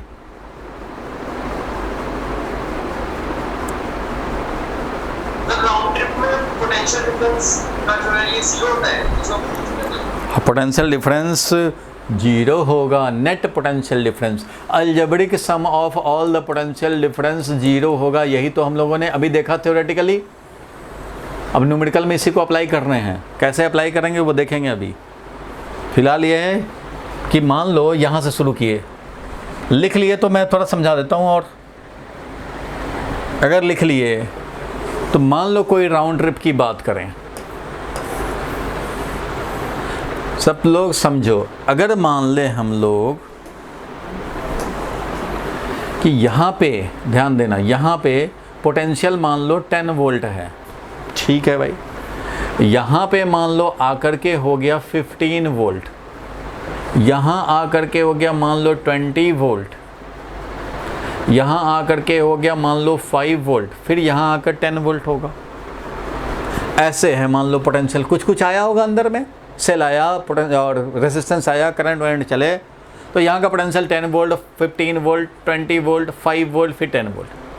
तो अगर मैं मान लो चलूँ, अब देखो कैसे काम होगा। अब हम लोग लिखते हैं मान लो स्टेटमेंट, KVL का स्टेटमेंट लिखना चाहें या समझना चाहते हैं तो देखो यहाँ से यहाँ जाएंगे। हम लोग लिखना चाहते हैं पोटेंशियल ड्रॉप लिखें चाहे गेन लिखें, दोनों में से कोई एक लिखोगे। मान लो ड्रॉप मैं लिखता हूँ, algebraic sum of all the potential drop for any close loop will be 0। मान लो मैं ड्रॉप लिखता हूँ, पोटेंशियल ड्रॉप का अलजेब्रिक सम। तो पोटेंशियल ड्रॉप यहाँ से शुरू करते हैं, ABCDA किसके लिए लिख रहे हैं भाई, तो लूप ABCDA के लिए लिख रहे हैं, ABCDA के लिए लिख रहे हैं। तो बताओ भाई, A से B जाएंगे, ए से बी जाएंगे तो पोटेंशियल में ड्रॉप हुआ कि नहीं हुआ? ए से बी जाएंगे, बी से सी जाएंगे, देख रहे हो, ए बी सी डी ए, तो ए से बी जाएंगे, बी से सी जाएंगे, सी से डी जाएंगे, डी से फिर ए जाएंगे। यही तो लिखा हुआ है, ए बी सी डी ए। साफ साफ लिख दूँ, अलजेब्रिक सम निकालने जा रहे हैं for A B C D A. A से बी गए, क्या पोटेंशियल ड्रॉप हुआ? हमें पोटेंशियल ड्रॉप करना है काउंट, हमें पोटेंशियल ड्रॉप काउंट करने की हमने कसम खा ली है। तो भैया अपने कसम पे रहो, और पोटेंशियल ड्रॉप काउंट करने का सोचे हो तो करो। बताओ भाई, ए से बी गए, क्या पोटेंशियल ड्रॉप हुआ भुवनेश? नहीं ड्रॉप हुआ, गेन हो गया। पोटेंशियल का तो गेन हो गया भाई, यहाँ से यहाँ गए पोटेंशियल का गेन हो गया, ड्रॉप नहीं हुआ। हमें तो ड्रॉप काउंट करना है, तो ठीक है भाई, जब ड्रॉप काउंट करना है तो यहाँ से यहाँ जाएंगे तो पोटेंशियल का गेन हो गया, 5 वोल्ट का गेन हो गया है, तो मैं ड्रॉप लिखूंगा -5 वोल्ट। ठीक है भाई, यही हो गया ड्रॉप। ड्रॉप हमारा हुआ -5, मतलब हो गया कि गेन हुआ है अपने आप। हमें तो ड्रॉप काउंट करने तो ड्रॉप ही देखेंगे, जब ड्रॉप होगा तो पॉजिटिव, ड्रॉप नहीं हुआ गेन हुआ तो नेगेटिव ड्रॉप। तो यहाँ से यहाँ गए, हमने देखा कि पोटेंशियल ड्रॉप ये हुआ -5। यहाँ से यहाँ जाएंगे तो भाई 15 से 20 पे जाओगे तो गेन हो गया ना पोटेंशियल का, तो क्या हो गया फिर? तो -5 लिखेंगे ड्रॉप। फिर 20 से यहाँ आए, 20 से यहाँ आए, 20 वोल्ट पे थे, 5 वोल्ट पे चले, तो ड्रॉप हुआ कितना? 15। तो यहाँ लिखूंगा 15 वोल्ट, ये तो ड्रॉप हुआ है भाई, तो ये तो 15 पूरा का पूरा लिखूंगा पॉजिटिव। फिर यहाँ से यहाँ आए तो क्या ड्रॉप हुआ भाई? नहीं, गेन हो गया। गेन कितना हुआ भाई? 5 वोल्ट का, तो क्या लिखेंगे? -5 हुआ drop, this is equal to 0, ये लिखूंगा। ये हो गया तुम्हारा। तो बोलो 0 आया कि नहीं आया? -5 है, -5 है, देखो 3 बार -5 आया, और ये 15, 0 मिलेगा। अगर मान लो तुम गेन काउंट करने का सोचते, ये तो ड्रॉप काउंट किया, अगर तुम सोचते कि नहीं भाई हमें तो गेन ही काउंट करना है, पोटेंशियल गेन काउंट करना है, तो ठीक है, पोटेंशियल गेन काउंट करने तो यहाँ से यहाँ गए, गेन हुआ, हाँ भाई हुआ, 5 का गेन हुआ। अच्छा, तो यहाँ से यहाँ गए तो हाँ भाई गेन हुआ, फिर 5 का गेन हुआ, चलो भाई बहुत बढ़िया। फिर यहाँ से यहाँ गए, क्या गेन हुआ? नहीं, ड्रॉप हो गया। तो गेन कितना हुआ? ड्रॉप हुआ 15, तो गेन हुआ -15, तो गेन काउंट कर रहे हैं तो -15 बोले। यहाँ से यहाँ गए, गेन हुआ क्या? हाँ भाई 5 का गेन हुआ, 5 लिखेंगे। जब हम गेन काउंट करें तो उस कंडीशन में हमें जब जब गेन होगा तो पॉजिटिव लिखेंगे, जब लॉस होगा तो नेगेटिव लिखेंगे। तो यहाँ पे भी देखो +5 +5 +5 और -15 मिलके हो गया 0, तो बिल्कुल हो जाएगा 0। तो कहीं से शुरू करोगे, जितना पोटेंशियल है वापस तो उतना आना है ना। तो कभी गेन होगा तो लॉस भी तो कहीं हुआ होगा, तो जब गेन हुआ पॉजिटिव तो लॉस होगा तो नेगेटिव। इसलिए अलजेब्रिक सम जब लेंगे तो नेट 0 होना ही है।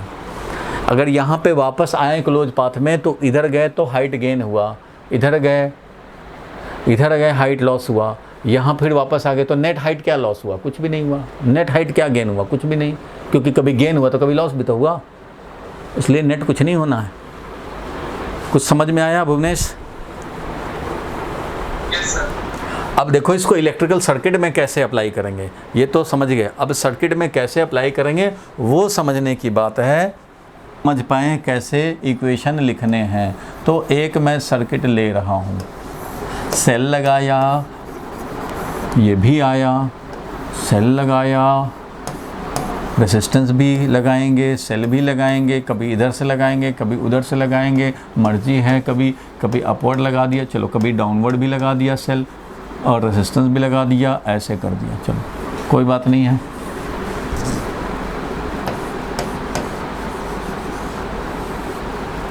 इस तरह से लग गए, ठीक है।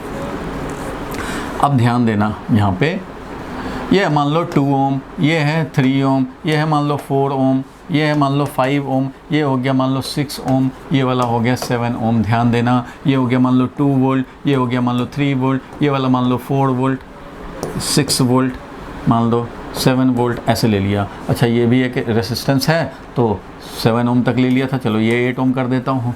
इस तरह से वेरियस रेसिस्टेंस और सेल्स लगे हुए हैं, ठीक है। अब क्वेश्चन में पूछ दिया जाए, बता भाई 3 एम्पियर वाले में कितना करंट होगा, 3 ओम वाले में कितना करंट होगा, ये पूछ दिया जाए। यानी कि ब्रांच ए बी में कितना करंट होगा, अगर ये पूछ दें, मान लो A B C D E F, question कुछ भी पूछा जा सकता है। इस वाले में यानी कि AB ब्रांच में BC ब्रांच में कितना करंट, यह पूछ दिया जाएगा भाई इसके थ्रू कितना पोटेंशियल डिफरेंस है। तो भाई I पता होगा तो IR निकाल लेंगे पोटेंशियल डिफरेंस, या लिख दे मान लो पोटेंशियल डिफरेंस बताओ भाई अक्रॉस 8 ओम, ये पूछ दे, या कुछ भी पूछ दिया भाई 4 ओम के थ्रू क्या है करंट, इसके थ्रू क्या है, इसके थ्रू क्या है, पोटेंशियल डिफरेंस क्या है, यहाँ से यहाँ तक का पोटेंशियल डिफरेंस क्या है, यहाँ से यहाँ तक का पोटेंशियल डिफरेंस क्या है। तो इन सारे सवालों का जवाब तभी मिलेगा आपको जब आप ईच ब्रांच में करंट जान पाएँ। तो कोई भी क्वेश्चन को सॉल्व करने के लिए we need current in each branch. सब के लिए, इन सब के लिए हम लोग को क्या चाहिए भाई, we need current value in each branch. कैसे निकालेंगे वो मैं अभी बता देता हूँ, बाकी न्यूमेरिकल सॉल्व करने होते हैं, होमवर्क भी दूंगा आपको। चलो तो कैसे निकालेंगे, निकाला जाए, देखो कैसे निकालोगे। सबसे पहले करंट डिस्ट्रीब्यूशन, करंट डिस्ट्रीब्यूशन कैसे करेंगे वो ध्यान देना। तो करंट डिस्ट्रीब्यूशन में मुझे सिर्फ ये देखना है कि मेरा लूप कैसा है, ऐसा है, हाँ भाई ऐसा है, कहाँ सेल लगा है, कहाँ रेसिस्टेंस लगा है, वो दिमाग से निकाल दो। किसी एक ब्रांच में हो सकता है 50-100 सेल्स लगे हैं, तो ये खोपड़ी मत लगाने लगना। कुछ लोग लगाते हैं, ये काम करते हैं बच्चे, टाइम वेस्ट करते हैं। 6 वोल्ट है ये तो बड़ा है सेल, तो इसलिए इधर ही करंट चलेगा, और ये 7 वोल्ट है ये तो और बड़ा है तो इधर करंट चलेगा। तो आपको ये देखने की ज़रूरत नहीं है, हो सकता है और भी सेल लग जाते हैं। 50 सेल लगे तो तुम कम कैलकुलेट ही करने में लग जाते हैं, इधर ज़्यादा लग कर रहा है कि इधर वाला ज़्यादा कर रहा है। और ज़रूरी नहीं कि यहीं से कंक्लूजन निकाल लो, इधर का सेल का भी कंट्रीब्यूशन आ सकता है भाई, इधर वाले सेल का भी कंट्रीब्यूशन इस ब्रांच में आ सकता है। इसलिए आपको इस चक्कर में पड़ना ही नहीं है कि इसमें सेल किस डायरेक्शन में करंट भेजना चाह रहा है, क्योंकि एक ही सेल हो तब तो आपको पता भी लगे कि चलो भाई इधर जा रहा होगा करंट। लेकिन जब मेनी सेल हो सकते हैं और इधर वाले ब्रांच का भी करंट, ये जो करंट भेजा उसका भी तो इधर पार्ट आ सकता है, तो वो भी इफेक्ट कर सकता है करंट को, इधर वाले का भी आ सकता है, इधर वाले का भी आ सकता है। तो इधर वाले से आया वो, ये वाला जो करंट आया वो ज़्यादा इफेक्टिवली आया, या इधर वाला आया वो ज़्यादा इफेक्टिव आया, हमें क्या पता। ये सब हिसाब किताब करने बैठोगे तो सोचते ही रह जाओगे करंट ले किधर। तो आपको करना क्या होता है, वर्किंग रूल समझना। आप अपनी मर्जी से कोई ब्रांच में करंट ले लो, इधर चाहे उधर कुछ भी ले लो। हमने ले लिया इधर I1 ले लिया, हाँ भाई ले लिया I1। हमें बस ये देखना है, ये मैंने अलग से इसलिए दिखाया क्योंकि इसमें आपको सिर्फ ये देखना है कि लूप कैसे है भाई। एक और लूप इधर तो नहीं है, तो इधर नहीं है, बस यही 2 हैं, तो 2 हैं तो बस वही 2 का काम करेंगे। अब ये लूप है तो इसमें हमें सेल रेसिस्टेंस कुछ नहीं देखना है, हमें ये है I1 मान लो करंट, I1 में से मैंने भेज दिया इधर I2 करंट, या इधर I2 करंट भेज दिया तो इधर I1 माइनस I2 भेजेंगे। I1 में से I2 इधर अगर भेज दिया तो यहाँ पे मैं भेजूंगा I1 माइनस I2, और ये I1 माइनस I2 जब इधर जाएगा तो इधर से I1 माइनस I2 ही आएगा, एक ही ब्रांच है तो भाई वही करंट चलता रहेगा I1 माइनस I2। इधर से आया I2, इधर से आया I1 माइनस I2, तो यहाँ पे दोनों का सम हो जाएगा, यानी कि ये I2 आया जो, और इधर से I1 माइनस I2 आया वो, तो I2 कैंसिल, बच गया I1, तो ये I1 ही रहेगा, ये I1 ही रहेगा, और होना भी चाहिए। जहाँ से शुरू किए वापस वहाँ उतना ही करंट आना चाहिए, तो करंट डिस्ट्रीब्यूशन करेक्ट होगा। तो सबसे पहले current distribution using Kirchhoff's current law करेंगे। करंट लॉ जहाँ जहाँ जंक्शन आएगा वहाँ पे हम लोग ये यूज़ करते चलेंगे। मतलब I1 आया, I2 भेज दिया, तो यहाँ पे अब I3 भेजने की ज़रूरत नहीं है। ध्यान से समझना, कुछ लोग ये भी काम करते हैं, I1 आया तो I2 भेज दिया इधर, I3 इधर कर दिया, तो फिर वो एक इक्वेशन लिखेंगे कि अच्छा भाई I1 तो equal to I2 plus I3 होगा। ये एक इक्वेशन अननेसेसरी लाएंगे। 3 अननोन हो गए, I1 भी अननोन, I2 भी अननोन, I3 भी। हमें तो तीनों में करंट चाहिए, हमें तो तीनों ब्रांच में करंट चाहिए, इसमें भी चाहिए, इसमें भी चाहिए, बीच वाले में भी चाहिए। अब तीनों में करंट चाहिए तो 3 अननोन ला रहे हो तो 3 इक्वेशन भी तुम्हें लिखने पड़ेंगे। और मैं क्या कर रहा हूँ, सिर्फ 2 अननोन ला रहा हूँ। देख रहे हो इससे फ़ायदा क्या हुआ, I1 आया, I2 चला गया, इधर I1 माइनस I2, तो 2 ही तो हुआ अननोन, 2 ही अननोन हुआ। और 2 अननोन है, 2 लूप है, इसके लिए एक इक्वेशन लिख देंगे KVL, इसके लिए लिख देंगे एक KVL, 2 इक्वेशन, 2 अननोन सॉल्व कर देंगे। यहाँ 3 इक्वेशन है तो 3 अननोन, आपको 3 इक्वेशन लाने पड़ेंगे। एक इक्वेशन ये लिखोगे, एक इक्वेशन ये लिखोगे केवीएल का, एक लूप के लिए, एक लूप के लिए, और तीसरा इक्वेशन ये लिखने पड़ेंगे और 3 इक्वेशन सॉल्व करने पड़ेंगे। इतने छोटे से सर्किट के लिए 3 इक्वेशन सॉल्व करना कम्बरसम है, टाइम कंज्यूमिंग है, अननेसेसरी क्यों लाएंगे भाई। तो आपको ध्यान रखना चाहिए कि करंट डिस्ट्रीब्यूशन के टाइम में ही केसीएल फॉलो कर लिए जाएं, और ये फॉलो कर लेने से क्या होता है, minimum number of unknown introduce होंगे सर्किट में। ये 3 मार्क्स का क्वेश्चन जब भी ऐसा आता है 3 मार्क्स का आता है भाई। तो आपको ध्यान रखना है कि करंट डिस्ट्रीब्यूशन कर देना है। करंट डिस्ट्रीब्यूशन करने में सेल का पोलैरिटी नहीं देखना है कि इधर है कि इधर है कि इधर है, नहीं देखने हैं, अपने मर्जी से चला देने हैं।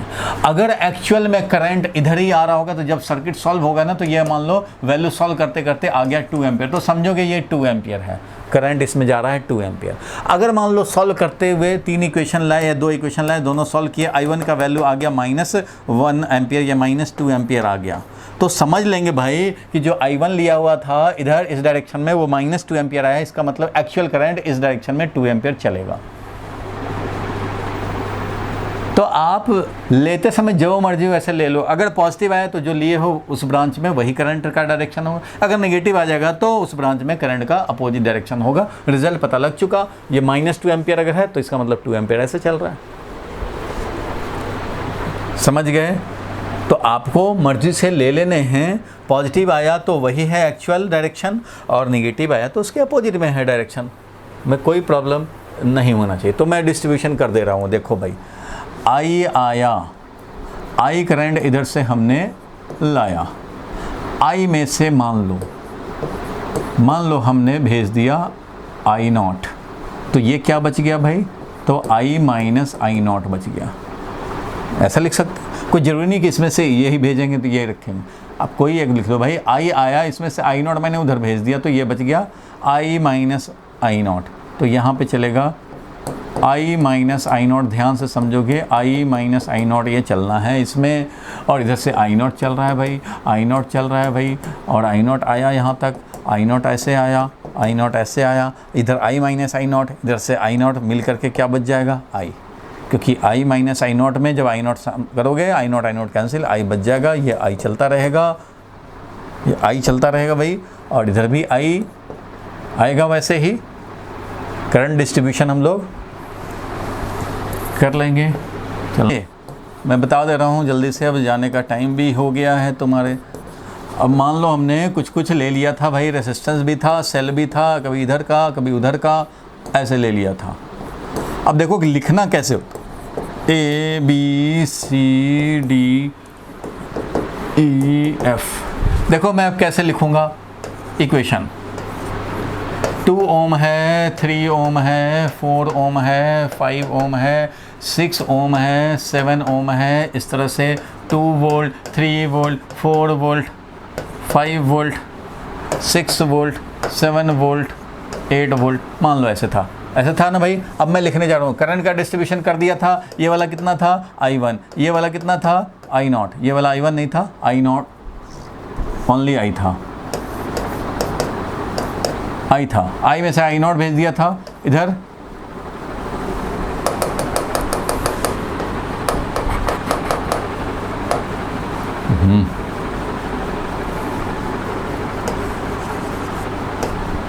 ये था I, और मैंने भेजा था इधर I0, तो ये बच गया I माइनस I0। बोलो ठीक है, यही था, बोलो भाई, ये I0 था, इधर से आया I1 I माइनस I0, और यहाँ से बन गया I, और ये भी I, ये भी I, ये भी I। बोलो ठीक है, चलो ठीक है। तो अब मैं KVL लिखने जा रहा हूँ। हमारे पास 2 अननोन हैं, 2 अननोन, इसलिए 2 इक्वेशन मिल जाए तो काम बन जाएगा। मैं 2 इक्वेशन लिखने जा रहा हूँ KVL का, तो KVL लिखने जा रहा हूँ फॉर लूप। ऐसा ही आपको लिखना पड़ेगा, कौन सा भाई, तो ABCDA, इस लूप के लिए लिखने जा रहा हूँ। तो इस लूप के लिए लिखने जा रहा हूँ, मतलब यहाँ से स्टार्ट करूँगा, पोटेंशियल ड्रॉप या पोटेंशियल गेन दोनों में से कोई एक काउंट करूँगा। ज़्यादातर लोग बताते हैं पोटेंशियल ड्रॉप काउंट करना, इसलिए पोटेंशियल ड्रॉप काउंट कर सकते हो, कोई प्रॉब्लम नहीं है। पोटेंशियल ड्रॉप जब होगा पॉजिटिव लिखेंगे, जब ड्रॉप ना होकर के गेन हो जाए तो नेगेटिव ड्रॉप लिखेंगे। लेकिन सारे पोटेंशियल ड्रॉप लेते चलेंगे और सम करते चलेंगे, सम करते चलेंगे, सम करते चलेंगे और जीरो लिखेंगे। ठीक है भाई, पोटेंशियल ड्रॉप ए से चलते हैं, आगे बढ़ते हैं। तो ए से जब आगे बढ़ेंगे भाई तो ये सेल आया हमें, बताओ सेल में ये हाई पोटेंशियल है, लो पोटेंशियल है, तो ड्रॉप हुआ ना, ड्रॉप हुआ। अरे भाई ऐसे तुम जा रहे हो ना, ऐसे ट्रैवल करते हुए जा रहे हो, ऐसे ट्रैवल करते जा रहे हो, तो तुम हाई पोटेंशियल से लो पोटेंशियल पे आए तो ड्रॉप हुआ ना। कितना वोल्ट का ड्रॉप हुआ? 3 वोल्ट है सेल, तो 3 ड्रॉप हुआ, पहला ड्रॉप 3। फिर आए, अब देख रहे हो कि करंट इसी डायरेक्शन में है और रेसिस्टेंस है, तो रेसिस्टेंस में जो ड्रॉप होता है यानी पोटेंशियल डिफरेंस होता है वो IR होता है। जब भी रेसिस्टेंस में पोटेंशियल डिफरेंस देखेंगे तो वो IR वैल्यू का होगा, और सेल में देखेंगे तो वो EMF वैल्यू का होगा। तो सेल में देखा तो EMF वैल्यू 3 वोल्ट था, 3 वोल्ट से ड्रॉप। सेल का वैल्यू अगर 3 वोल्ट है तो इसका मतलब यही होता है कि इससे यहाँ पे 3 वोल्ट ज़्यादा है पोटेंशियल, तो इसलिए यहाँ पे जो ड्रॉप होगा, ऐसे जाएंगे हाई पोटेंशियल से लो पोटेंशियल पे जाएंगे तो ड्रॉप ही तो हुआ, तो ड्रॉप हुआ 3 वोल्ट का, तो 3 वोल्ट लिख दिया हमने।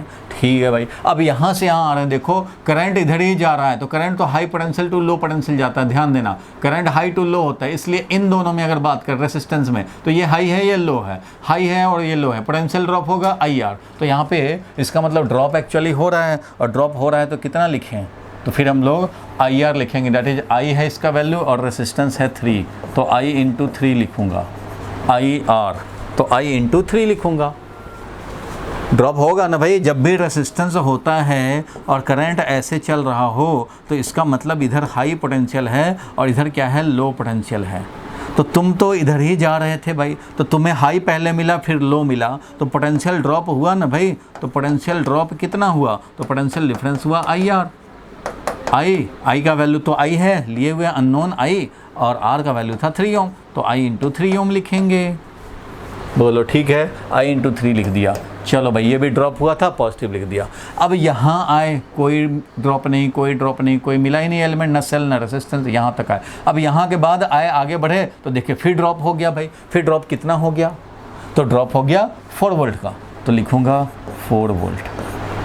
4 वोल्ट, वोल्ट नहीं लिख रहे हैं तो चलो भाई 4 ही वैल्यू लिखें, 4 लिख दिया। इधर भी वोल्ट नहीं लिखें तो 4 है, 4 लिख दिया। 4 का ड्रॉप हो गया। फिर यहाँ देख रहे हो अब करंट है और ये 4 ओम रेसिस्टेंस है, तो यहाँ फिर से ड्रॉप होगा। करंट का डायरेक्शन यही है, यही है करंट का डायरेक्शन, तो फिर मैं I इंटू R लिखूँगा। यहाँ से यहाँ जब पहुँचेंगे तो क्या होगा, यहाँ से यहाँ जब पहुँचेंगे तो ड्रॉप होगा भाई, यहाँ से यहाँ पहुँचे तो ड्रॉप होगा, क्योंकि करंट उसी डायरेक्शन में जा रहा है, उसी डायरेक्शन में करंट जा रहा है, मतलब हाई से लो पोटेंशियल में। तुम भी जा रहे हो ऐसे मूव करते हुए, यहाँ आए देखे हाई से अब लो पे जा रहे हो और करंट उसी डायरेक्शन में जा रहा है, तो तुम्हारा ड्रॉप तो हुआ है। कितना ड्रॉप हुआ, तो current I minus I0 into resistance है 4 ओम, तो ये हुआ ड्रॉप।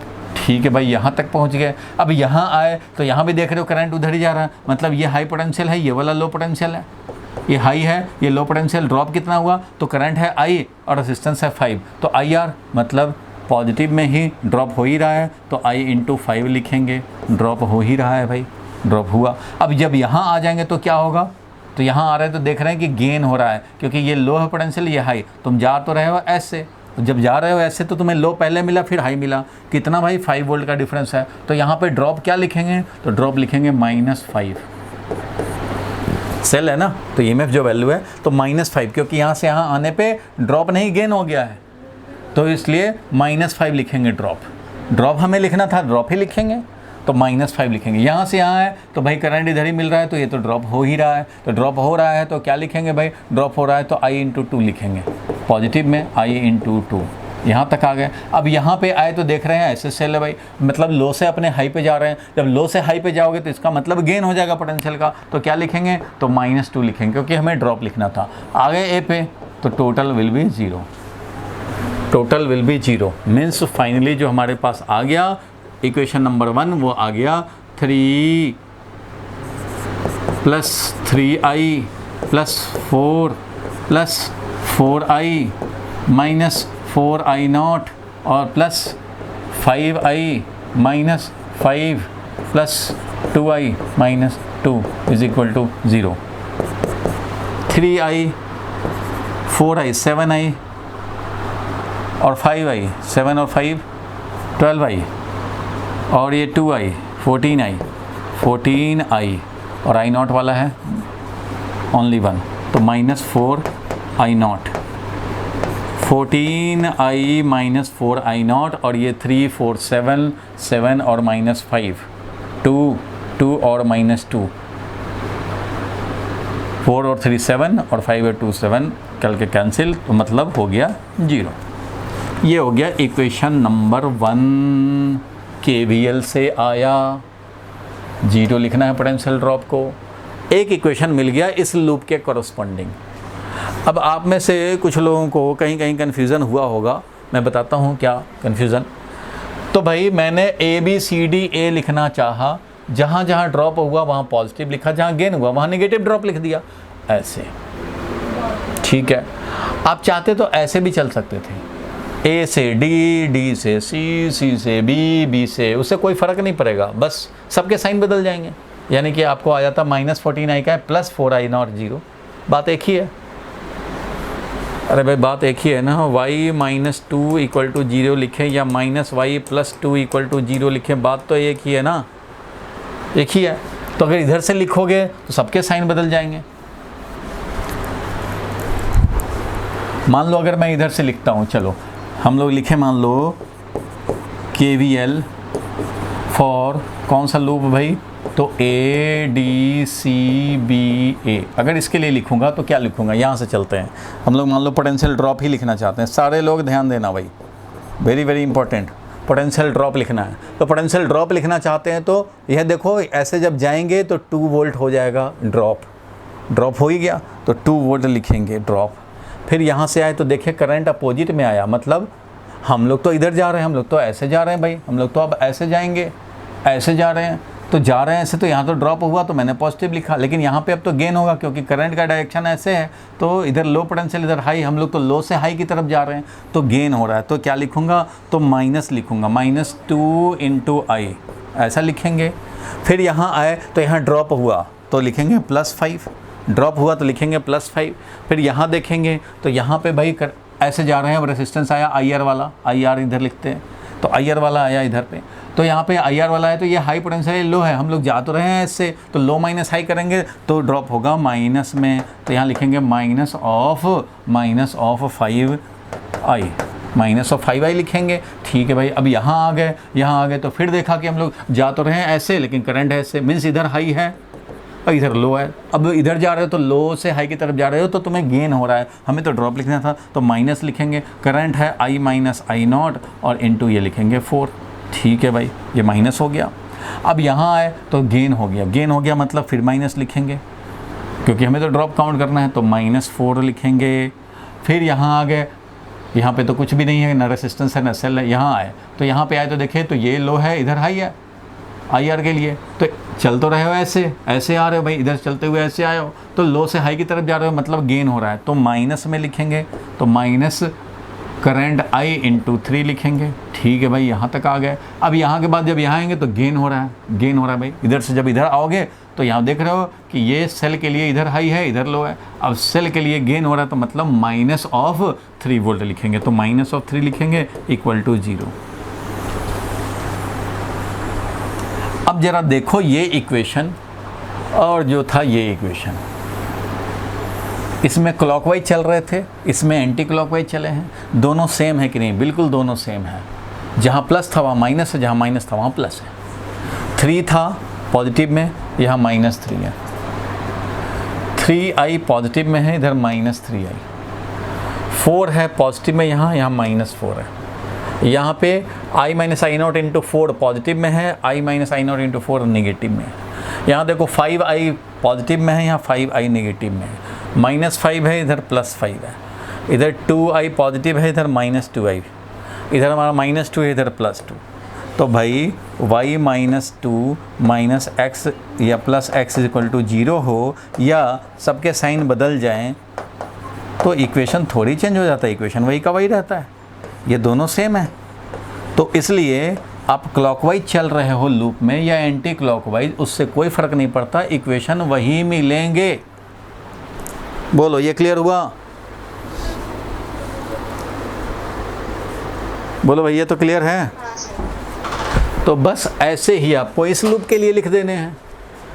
एक इक्वेशन इसका मिल गया, एक इक्वेशन इसका मिल जाएगा, लिख सकते हैं ना। इसके लिए लिखेंगे, ड्रॉप अगर लिखेंगे तो यहाँ पे लिखेंगे आई नॉट इंटू 6। देखो आई नॉट इंटू 6 इसके लिए लिखना चाह रहे हैं तो आई नॉट इंटू 6 ड्रॉप हुआ, यहाँ से यहाँ आए फिर ड्रॉप हुआ तो प्लस 8 लिखेंगे, फिर यहाँ से यहाँ पे यहाँ आए फिर ड्रॉप हुआ है हमारा तो प्लस 7 लिखेंगे, फिर ये करंट ऐसे ही आया ड्रॉप ही हो गया तो लिखेंगे प्लस 7 इंटू आई नॉट लिखेंगे, फिर यहाँ आए तो यहाँ पे देखो गेन हो रहा है, तो गेन हो रहा है तो ऐसे जा रहे हैं ना भाई, तो गेन हो रहा है तो उस कंडीशन में -6 लिखेंगे, -6। और फिर यहाँ आ गए, यहाँ से फिर यहाँ जाएंगे, यहाँ से ऊपर जाएंगे भाई, ऐसे चलते हुए जा रहे हैं ऐसे, तो यहाँ से ऊपर जब जाएंगे तो करंट ऐसे मिल रहा है, लो से हाई की तरफ जा रहे हो तो लिखेंगे minus of I minus I not into कितना है भाई, तो 4 है, तो ठीक लिख लिया ऐसे। फिर यहाँ से यहाँ जाएंगे तो गेन हो रहा है भाई, इसका देखो गेन हो रहा है सेल का, तो इसको लिखेंगे -4 वोल्ट, -4 वोल्ट। फिर यहाँ आ गए वापस बी पे आ गए, यहाँ तो कुछ एलिमेंट था नहीं तो ये हो गया 0। इससे मिला एक इक्वेशन, इससे मिला एक equation, this is equation number 2। अब 2 अननोन हैं, सॉल्व कर लेंगे, करंट मिल जाएगा।